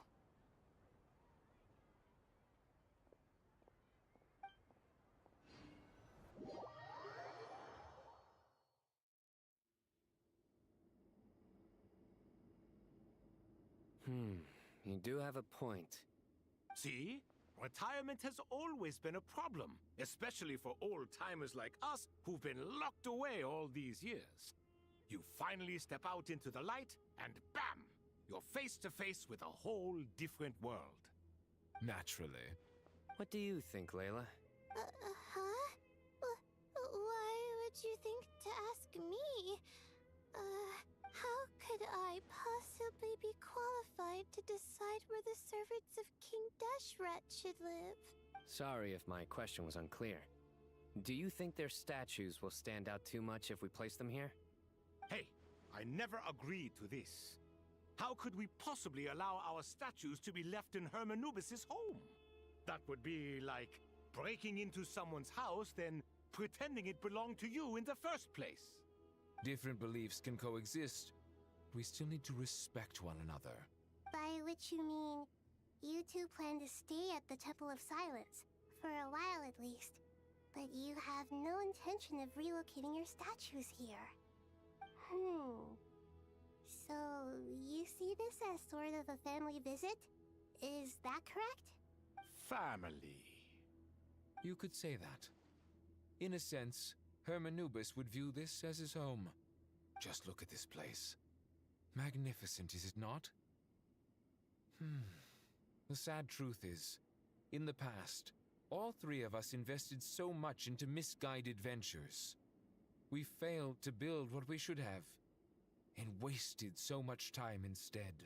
And what do you mean by that? I mean that for the most part, time spent associating with the likes of Sobek, and, let's say, Thoth, might reasonably be considered wasted. Why does that not surprise me? Anyway, given how much time we'll all be spending together, I'd say that the bonds we built will end up proving to have been a sound investment. Once Sethos, the current leader of the Temple of Silence, returns, you can discuss the matter of staying here with him. But judging by the expressions of everyone here, I imagine you'll receive a very warm welcome. This sacred ground houses untold knowledge, after all. What better place for the servants of King Deshret to appear in the mortal world? How about we share a meal together first? Oh, that sounds wonderful! After so many hundreds of years, I can only surmise that desert cuisine has become a lot more varied. Are we having a get-together? If you'd like, I can help prepare some food. After all, Lord Thoth, you helped me so much in the desert, and I still haven't properly thanked you. Oh, my, that would be wonderful. I'm touched that you still remember. How the times have changed. To the people of today, it seems the Ibis King has become a kind and passionate god. And you, Mr. Herreshoff? What kind of god do you wish to be? To be honest, I haven't given it much thought. How about you, Dendro Archon? Do you have any hopes for your future? Me? I'm very happy with my current life. Forgive my bluntness, but you do not seem to derive your authority from majesty and might, like Lord Al-Ahmar. Clearly your approach has its advantages, but also its dangers, don't you think? I do, but projecting a majestic front doesn't really suit me. Besides, my relationship with others isn't simply one of a god and her people. Not putting on airs might earn you more adoration. Exactly. Besides, I really like parties where everyone brings their own food, and we all come together to share. You should join us. I'm sure you'll find it fun.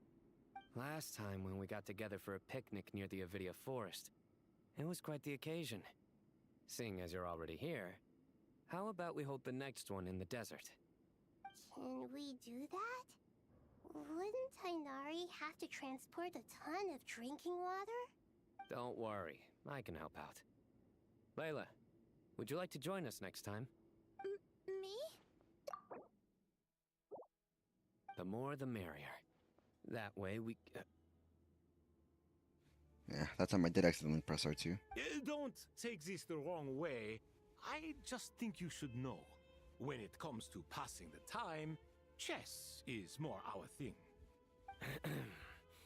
In that case, Dendro Archon, what do you say? If I were to compete against you, I can't say with certainty I'd win, but I certainly wouldn't mind giving it a shot. Where's Sobek? I'm sure he'd be good for a few rounds. Cards, cards, cards! I'll always prefer chess. I wonder what variant of chess we're talking here. Mr. Thoth, is there some sort of astrological significance to this game? Oh, I'm glad you brought that up. As long as the leader of the Temple of Silence agrees, we can search Hermanubis' place for books to teach you how to play.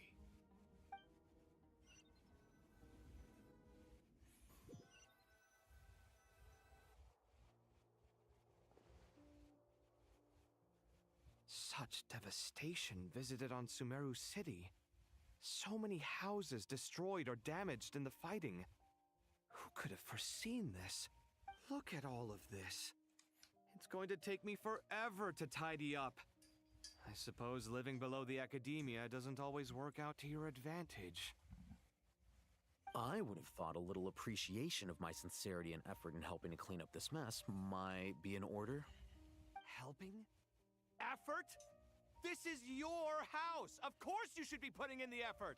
If anything, I'm the one who's helping! So you see yourself as just a helper in this situation. I must admit, I'm rather shocked. If you're trying to say that since I live here too, I have an obligation to tidy up, fine, I suppose I do. Wait a second, stop changing the subject! Nevertheless...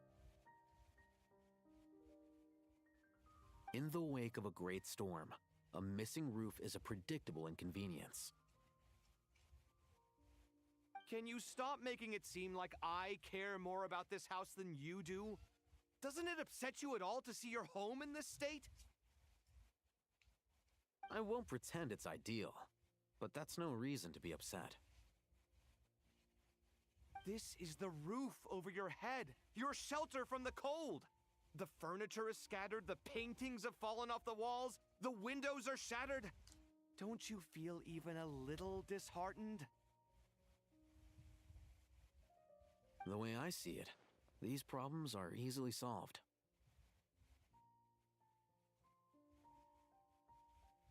Ugh, this is precisely why I hate talking to you about sentimental things. It's like banging my head against a wall. You simply don't understand just how much work goes into making a proper home. It sounds like this is causing you a lot of anguish. You mean the house or the paintings? I mean your sentimentality. Oh, well, yes. But I'd rather not dwell on such things right now. Generally speaking, when anguish becomes the norm, people usually make an attempt to improve their situation. But there are so many people and things in life that are difficult to change. It's not like you can force them. Besides, anguish can be a source of inspiration, and I'm not sure I could break my reliance on it. I'm glad you're able to make yourself think like that. What kind of a response is that? I was stating a profound truth about the very nature of art. Suffering is the cradle of all creation. Even you can't deny that. And I wasn't trying to. I'm just happy for you. Pure and simple. Can't you tell? Happy about what? Happy that you can always find an answer that backs up your views. You... More often than not, life is a process of running into problems and then searching for answers. Yours more than most. Not everyone's so good at justifying things to themselves. It's something that you've been steadily mastering. Huh. What about you, then? What skills have you been mastering lately? Pass me that box. Huh? Okay. You may consider this my progress on the path to mastery. What? Wait a second. Isn't that box mine? Hey, it is! It must have fallen off that shelf! I'll hate them! Those are my paints and inks! Would you like me to put it in your bedroom for you? Huh? I mean, sure, if you don't mind. What kind of progress is this? Does he think he can bribe me? Not that giving me back my own things is much of a bribe. These books on the floor, they're a complete mess. And this one, didn't he say it was an out-of-print collectible? It's completely covered in dust, and some of its pages have even fallen out. Ugh, guess I should help him repair it. This one too. And this one.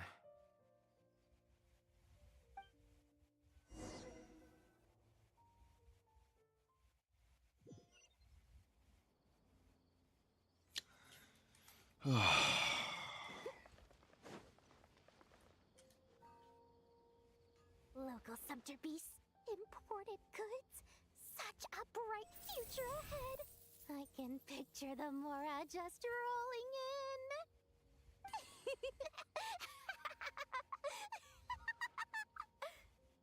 You do realize you sound like a choking cow? It's called being imposing. Can't you feel it? Are you not intimidated? Oh, I'm positively shaking in my sandals. What commands do you have for me, oh mighty Lord Sangamabe? You've got a lot of nerve, Nefer. You went and told Candace and the others everything, didn't you? Seriously, do you have any idea how differently they see me now? Surely that's a good thing. I presume they're more disposed to actually like you now, maybe even view you as a friend. You traded my secret for sympathy! Thanks to you, I've lost every last shred of my mercantile majesty. How am I supposed to make anyone think I'm a big, scary investor now? The dark days of Lord Sangamabe are behind you. Why not take this chance to make a few honest friends? Speaking of friends, since when did the notorious Lady Nefer gain such an admiration for holier-than-thou types? A moon chanter here, an angel there? Who'd have thought it? A coming together of fates, nothing more. No need to throw around accusations of admiration. Forget it. You're right about one thing at least. Making friends is never a bad thing for a merchant. So, I really took a loss this time.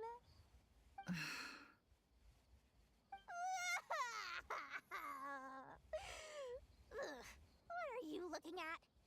I'm trying to see if you're really crying or if those are just crocodile tears. A little birdie told me that when Lord Sangamabe makes money, the tears flow from the center of her eyes. But when she loses it, they flow from the corners. Which is it this time? You are so annoying. I'm not talking to you anymore. Nefer! Thank goodness you're here. I've been looking everywhere for you. Huh? Well. If it isn't the House of Dana's very own librarian. What can I offer you today, Miss Katayun? Oh, no. I'm not here to buy. I'm here to bring Lady Nefer a book, and a fascinating one at that. We agreed to meet at the entrance to the mausoleum of King Deshret. One more thing. I bought this copy with my own money. It's not borrowed. Reasoning knows not time of day, but suspense always follows a blizzard. That's quite the mouthful. Huh? Isn't that the one that... It was all the rage for a while. People throughout the city were clamoring to get their hands on a copy. The names inside were all circled. Everyone thought it was a riddle. Don't bring up that book in my presence. I don't even want to hear its name. That thing was nothing but a scam! Surprisingly enough, I've actually heard of this book. Though it doesn't seem of much consequence. So, what truth lies behind it? You're from the Vahumana and you're asking me what the truth is? I'd say the actual truth was about the least important part of the whole episode. I brought you this book because it probably has the most interesting backstory of any in the House of Dana's collection, at least in recent years. As for its quality, well, you can judge that for yourself. Don't tell me it's actually any good. You may not know this, Lord Sangamabe, but Lady Nefer has a fondness for books with... how should I put this? Mixed reviews? No eye for good literature, huh? Perhaps she feels that bad books hide interesting secrets? But I shouldn't put words in her mouth. God. It's probably fair to say she prefers the conversations that books can spark over the substance of the books themselves. Suits my style as an intel broker, wouldn't you say? Very interesting, thank you. I'll return it to you once I'm done reading. And as it happens, I have something for you, too. Incense? I imagine you've already used up the incense I gave you last time. Here's some more. This batch is from Nodcry, so the scent won't be quite the same. Well, actually, I've been saving the incense you gave me. I couldn't bring myself to waste it without a special occasion. But I'll gladly accept this, too. And I promise I'll use it this time. Katayun, you haven't changed a bit.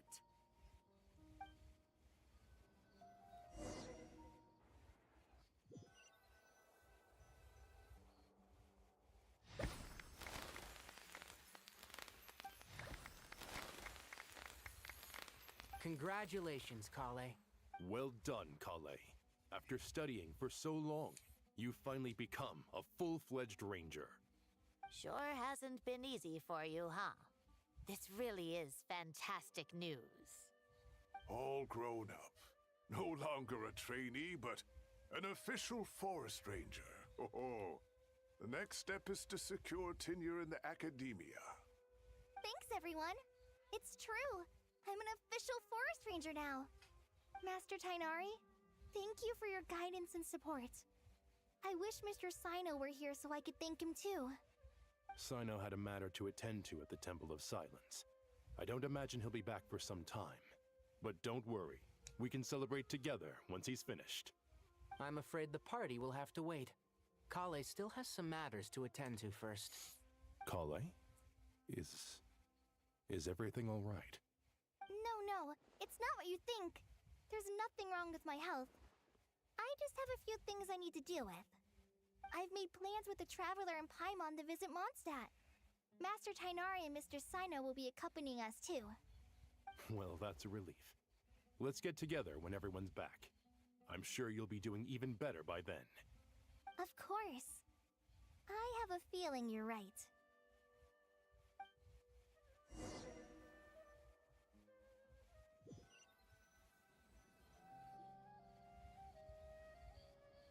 Phew! After all that catching up on sleep and food, Paimon's feeling full of vim and vigor again. For someone who spends so much time resting, your recovery routine is surprisingly simple. Hey! Paimon's been working her butt off too, you know. She flew all over the city helping everyone out. Don't worry, I saw how hard you worked. Alright, we all know you're the most hardworking person in Tavad. As long as you're rested and full, that's what really matters. Paimon's been looking around the place, and it seems like the city's already on the mend. But Paimon's been wondering how Nahida's doing. We should check in on her.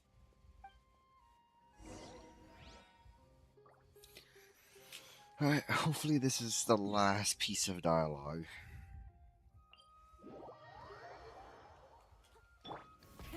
Rev the engines!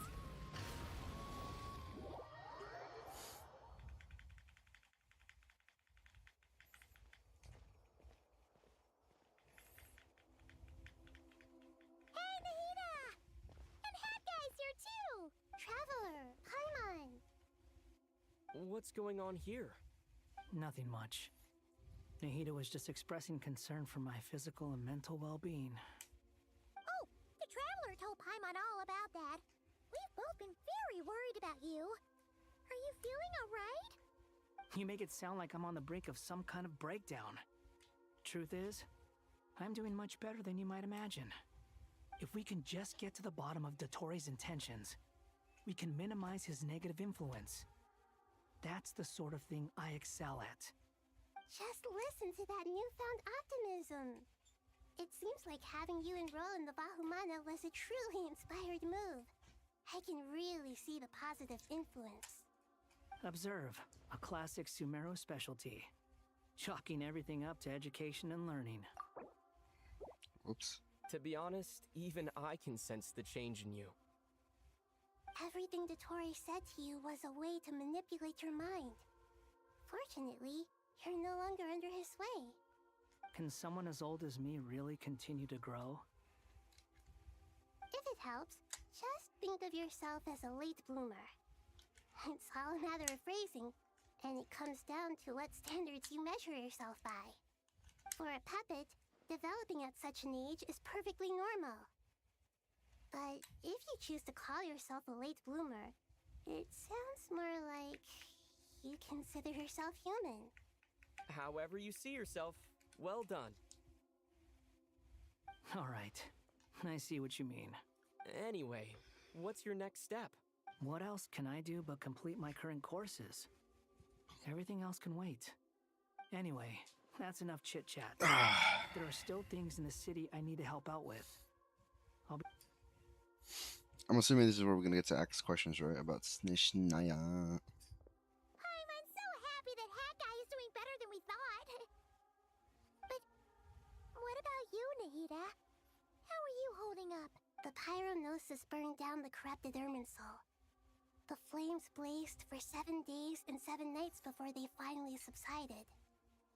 All that was left were the parts underground. Now, Aru shoulders the responsibilities that once belonged to Irminsul. The situation was contained before it got out of hand, so Tevat's most vital information has largely been preserved. Irminsul has a strong influence over you, doesn't it? How will you cope now that it's gone? There is no need to worry. Thanks to Nicole's extraordinary talents, my connection to Irminsul has been severed and transposed onto Aru. Angels can do things like that? They can. Such abilities are precisely what makes them so powerful. The goddess of flowers, Nabu Malikata, once claimed that she too could perform feats beyond the reach of mere mortals. In my eyes, much of what she went on to achieve reached such transcendent levels. Her and Nicole really are both fascinating and magnificent. So, does that mean your situation is stable now? Correct. Just imagine that Aru has become the new Irminsul, and the essence of my existence has been bound to it. The wisdom of Sumeru has ultimately converged into a single, unified entity. Should we ascribe this all to fate, or is it merely fortune? Whatever it is, the important thing is that you're okay, Nahida. Dendro Archon, Lesser Lord Kusanali. Oh, thank goodness you're here. Greetings, Sir Nepis, do you have something urgent to— Yes, there's something I need to report. We've received a message from Snezhnaya.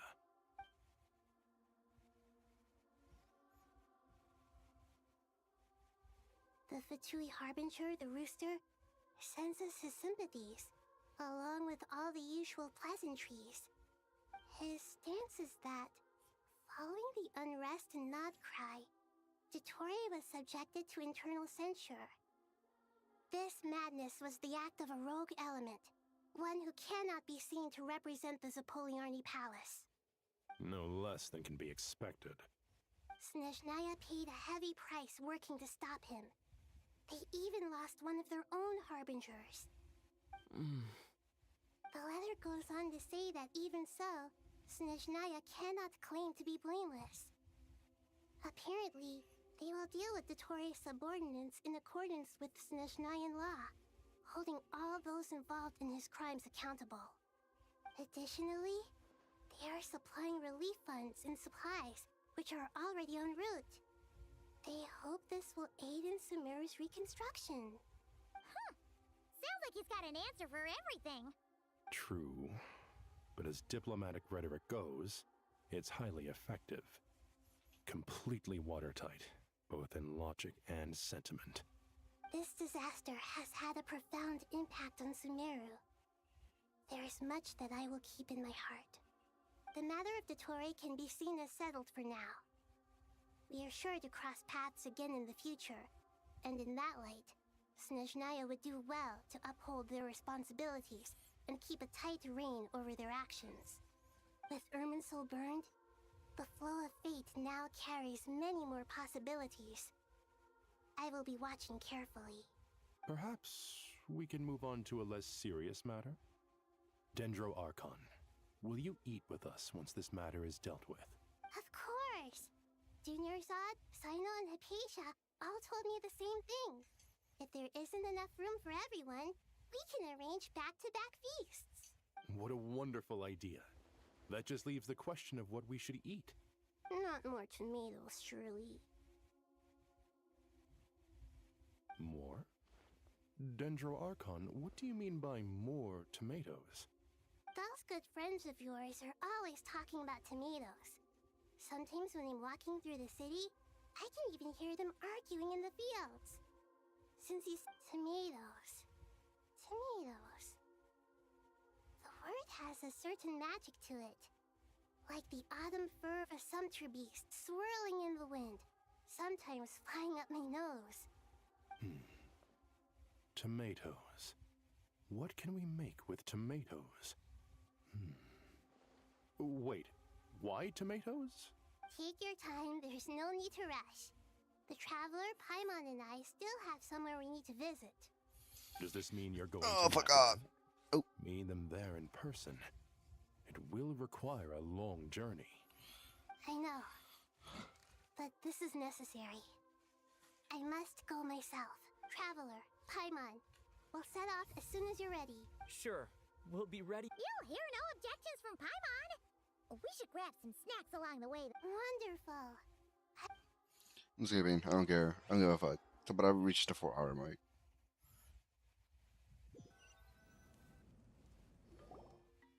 Backland is such a lively place. It's super cheerful. Oh shit, we actually did go all the way over here. I can see that. There are people outside exercising at all hours. Such a healthy way of life. You came. Welcome, welcome. You must be hungry from your journey. Would you like something to eat? Oh, thanks, but no thanks. We've been eating the whole way here. We had a mushroom platter, Sab's meat stew, butter braised chicken, hot sour pudding. All right, all right. No need for all that detail. I'm starting to get hungry myself. Maybe later then. We can wait till everyone's got an appetite. Then I'll head out for a meal together. Sounds like a plan. Let's find somewhere to sit down.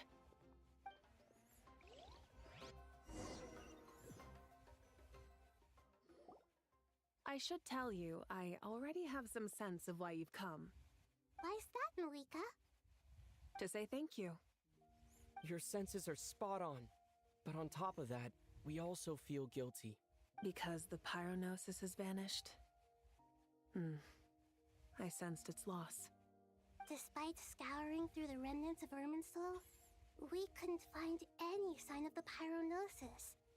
Not even any trace of it burning to ash. That's certainly unusual.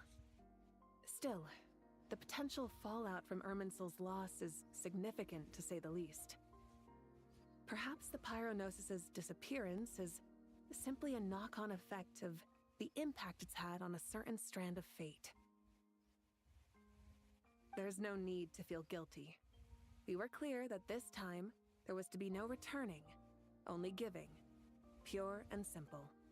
Thank you really is a fascinating phrase. We use it to express gratitude for the smallest of things. Yet, when faced with a kindness too immense to describe, we use exactly the same words. It's not that we lack other means of expression. It's that when we truly need to express our feelings, the simplest and purest words are always the most powerful. You're right. In that land, we prefer simple expressions too. Companionship, friendship, support. They might not sound fancy, but the sentiment behind them is sincere. That's wonderful to hear. Sincere feelings are often a vehicle for the deepest wisdom of all. Irminsul's destruction doesn't seem to have done you much harm. I'm glad to see you're doing well. There's still a lot of work to do, but before we begin, we felt it was important to come here and speak with you. Oh, for fuck's sake. Partly to express our gratitude, but also because we felt that seeing you, in a sense, is like basking in warm sunlight. That's a nice way of putting it. I like that. That's right, on auto. To tell you the truth, though, I'm not a fan of somber meetings. So, since there's nothing more to say, why don't we go bask in some actual sunlight? The weather's beautiful today. What a great idea! Paimon's gonna lie back and soak up some rays. Is it over? Ah, you suck.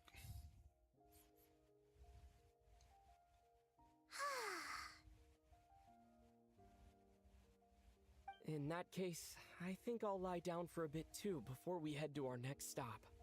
And where might that be? Mondstadt.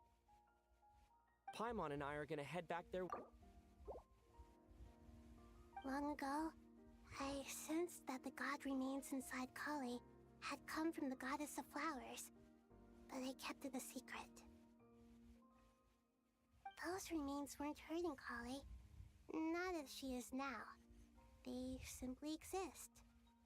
Besides, I could sense a deep yearning within her. A yearning for an ordinary life. a yearning to hold on to the hard-won happiness she now enjoys. With someone like her, I have a responsibility to keep her secret. She should be ready to face the truth by now. Whenever people meet, there is always the potential to create warmth and kindness. Every child grows up, but even as adults, they are still children in the eyes of certain people. Oh, just like how Paimon sometimes sees Nahida as a little kid. Is that so? Well, anyone who's friends with a kid is probably a kid themselves. Of course! And there's nothing wrong with that. When we get back, we'll actually be hanging out with another of our friends who happens to be a kid. Or more like looking after, in her case. Anyway, we'll always be there to watch out for our friends. Dear Sucrose, when you receive this letter, I'll probably be as busy as always. But busy with wonderful things. That's because I'm no longer a trainee. I'm now an official forest ranger. Impressive, right? Sino said that official rangers sound much tougher than trainees. Though he did say it was already pretty tough to start out with. You probably heard that something big happened in Sumeru recently. Don't worry, it's all been taken care of. We're heading to Mondstadt soon, so if you're free, maybe we could meet up? Plus, it's not just me, a few of us are going. Hey, do you still remember that time we all got together? You know, when we all went to the Windbloom Festival? It'll be just like that. So are we actually gonna go?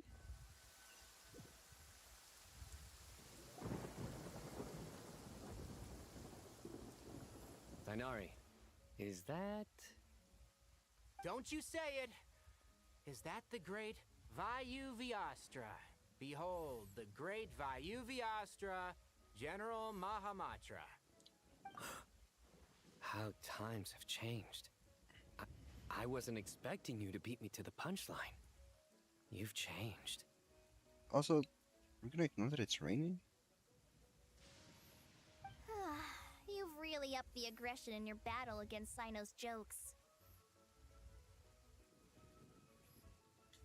Kale, how did you know what I was going to say? For the love of...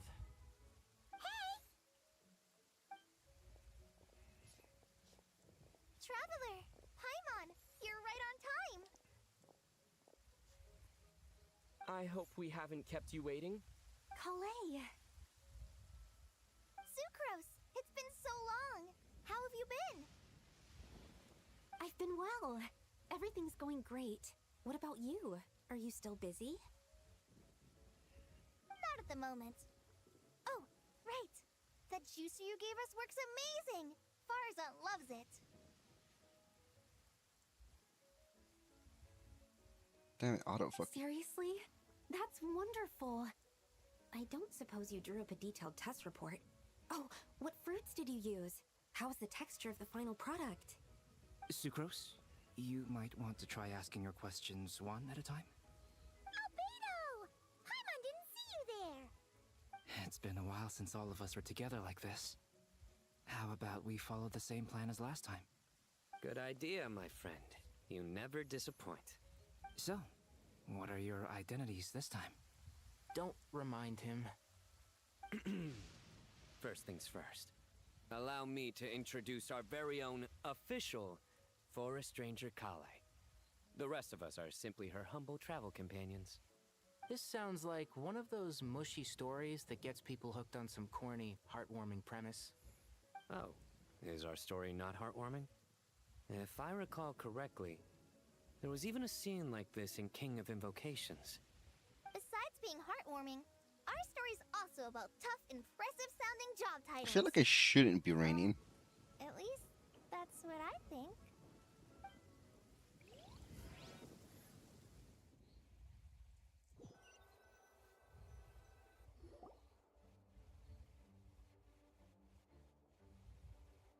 Oh, you're here already. I'm still giving Dodeko a little trim. I won't be a moment. A trim? Does Dodoko need haircuts too? Of course. It's important to know how to take loving care of the apples of your eye. All of these trivial matters get left to me. It's because I'm an angel, and angels are, in a way, the guardians of all Teyvat. Oh, right! Well, that's definitely an impression. What are you writing? I'm just brainstorming some cool-sounding lines. Oh, write them on these card backs. Of course. Clearly, my lines are pretty amazing, wouldn't you say? Miss Nicole? Kale? You seem a little nervous. I was just wondering, who was the person you mentioned who needed their wish fulfilled? Wish? What do you mean? Miss Nicole asked if we could meet up in Mondstadt once everything was over. She said a friend of hers had a wish that needed my help to come true. Well, Is it Klee? never mentioned that before. All we knew was that you'd arranged to meet in Mondstadt. But we thought it had something to do with the god remains. To be fair, everything I told you was true. Anyway, my friend is waiting. Oh, please we get to see Come Alice. on, let's pay her a visit. Well, who is it? I have no idea.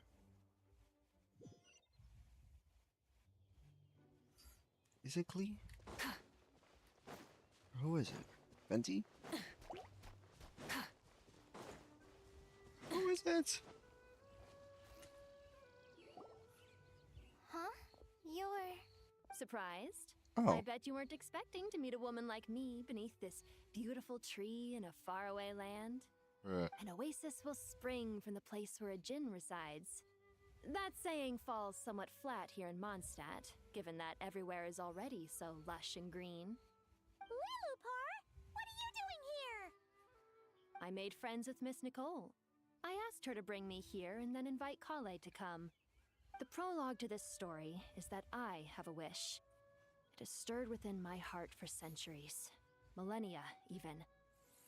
Originally, Could this be... Related to the goddess of flowers? my dear young lady, my mistress left her final trace in this world upon you. I can't tell you how glad I am to see you here. And now I have seen you, and peered into your heart. You have experienced hardships and suffered setbacks.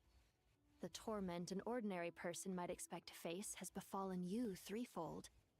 This is the source of your resilience. But, beneath all this, I've witnessed the seeds of desire. You yearn to return to the simple life you once knew, do you not? I do. I want to throw away everything that isn't mine. But how do you decide what is yours? The scars that others carve into your flesh? The kindness and love they inscribe? Are these things not yours as well? They are. This is something I've talked about with Miss Nicole said I should learn how to adjust my standards. I just want to live as an ordinary human. Don't you want anything from the remains of the goddess? She gave me a revelation once. I think that's our— In the past, you would not have possessed such a rich heart. Your brief life has taught you to hold on to everything good. How fascinating. You're nothing like Nabu Malikata, and you're certainly not her. Of course not. I'm not some great and powerful being, Miss Lilopar. Yet I am a djinn. We exist because of the Lord of Flowers. We revere and love her. My wish is to see her one last time. To give everything for her.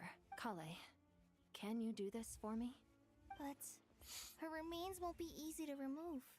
Are you sure this is what you want? That's beside the point. First, I need to know. Are you willing to do something for the soul of this lonely, wandering woman? I'm willing. But look, you know nothing about me. Even if you have heard the stories about me, all you would know is that I was rightly punished for the many evil deeds I committed. Ah, so you do know. Your lips are quivering, your eyes trembling, and still you're willing to do something for me. Life has been cruel to you, my dear young lady. To repay your kindness, I too must play my part. Are you sure about this, Lilupar? I yearn to see my mistress. For this moment, the world can burn to ashes, the universe be engulfed in flame. I care about nothing else. And you, Kale, I can give you a gift. You'll become just another ordinary human. But Miss Lilopar, what will happen to you? My wish will be fulfilled, and I can die happy. Why would you wish for that? A long, unending life might seem desirable for one who has never possessed it, yet it brings torment to one who has. My remains are scattered across the yellow sands, but my soul can find no peace. Since you've promised to grant my wish, give me that release. Allow the dying to die, and let the dead rest in peace. You have my thanks. Kale, there's no pressure on you. What she said, it's all true. A wish is a genuine desire, after all. It's as if you want to use the last of your life to give me a better future. Nothing so selfless. We'll be using our futures to fulfill each other's wishes. This is a noble act, a beautiful and secret transaction between two. I understand. Close your eyes, Kale. Then open your soul. From there, I will embrace my mistress. The downpour of flowers is your touch. Like returning to the very beginning. Like surrendering to your grace, my mistress. People say that devotion is beautiful, yet filled with pain. How foolish of them. For me, devotion is beautiful, pure and painless. Devotion is my love. Thank you.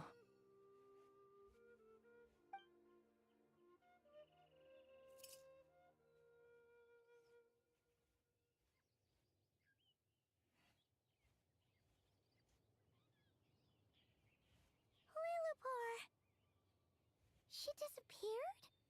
She left, carrying the blessing of flowers. Kale, are you alright? I'm fine. Now that the remains are gone, don't actually feel any different at— Those remains weren't hurting Kale. Not as she is now. They simply exist. Besides, I could sense a deep yearning within her. Kale must have already received what she was yearning for. I'm doing fine. I feel relaxed. There's really no— Then my wish has come true. To become ordinary? That's just one of my wishes. Actually, I have a few more. For instance, I want to protect the people I meet and help them find happiness. That sort of thing. So between Miss Lillipore and me, you've fulfilled 2 wishes already. Wonderful, isn't it? I guess that settles things here. So what's next? What do you want to do when we get back to town? Kale, look who I've brought to see you. Hey, Kale! I heard you guys were holding some kind of secret event. How come you started without me? Huh? Oh no, it's nothing like that. We were just saying goodbye to an old friend. Really? Who? Me. So that's what this is all about. Did you come all the way to Mondstadt for that? Because we knew the old you so we could witness the change? Exactly. The old me is gone.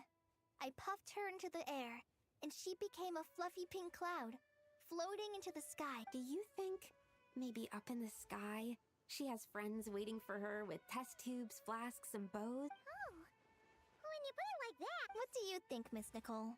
I think maybe that's right. At least, if it were up to me, I'd consider that a happy ending. Dear Sucrose, even though my childhood ended long ago, these past few days have really felt like growing up again. I've become stronger, and I feel like I can finally accomplish things by myself. Surely someone as mysterious as you will find a friend like this fascinating? Always growing, always thriving like a plant. I came to say goodbye to my old self. I know that after this, she'll be gone. Thinking about it makes me feel a little lonely. I know the weakness that kept me company will one day leave me too. But somewhere in my heart, I feel a great sense of joy. It feels like I've always wanted to take this step. To walk towards the new me. Please, just the title screen. Oh my god, thank you. Why do they keep getting longer and longer?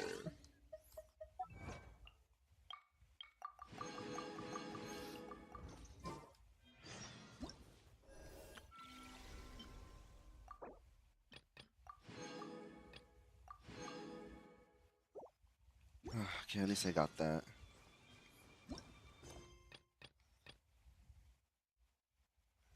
And yeah, that's it. Anyways, I'm on the stream here now. I don't care.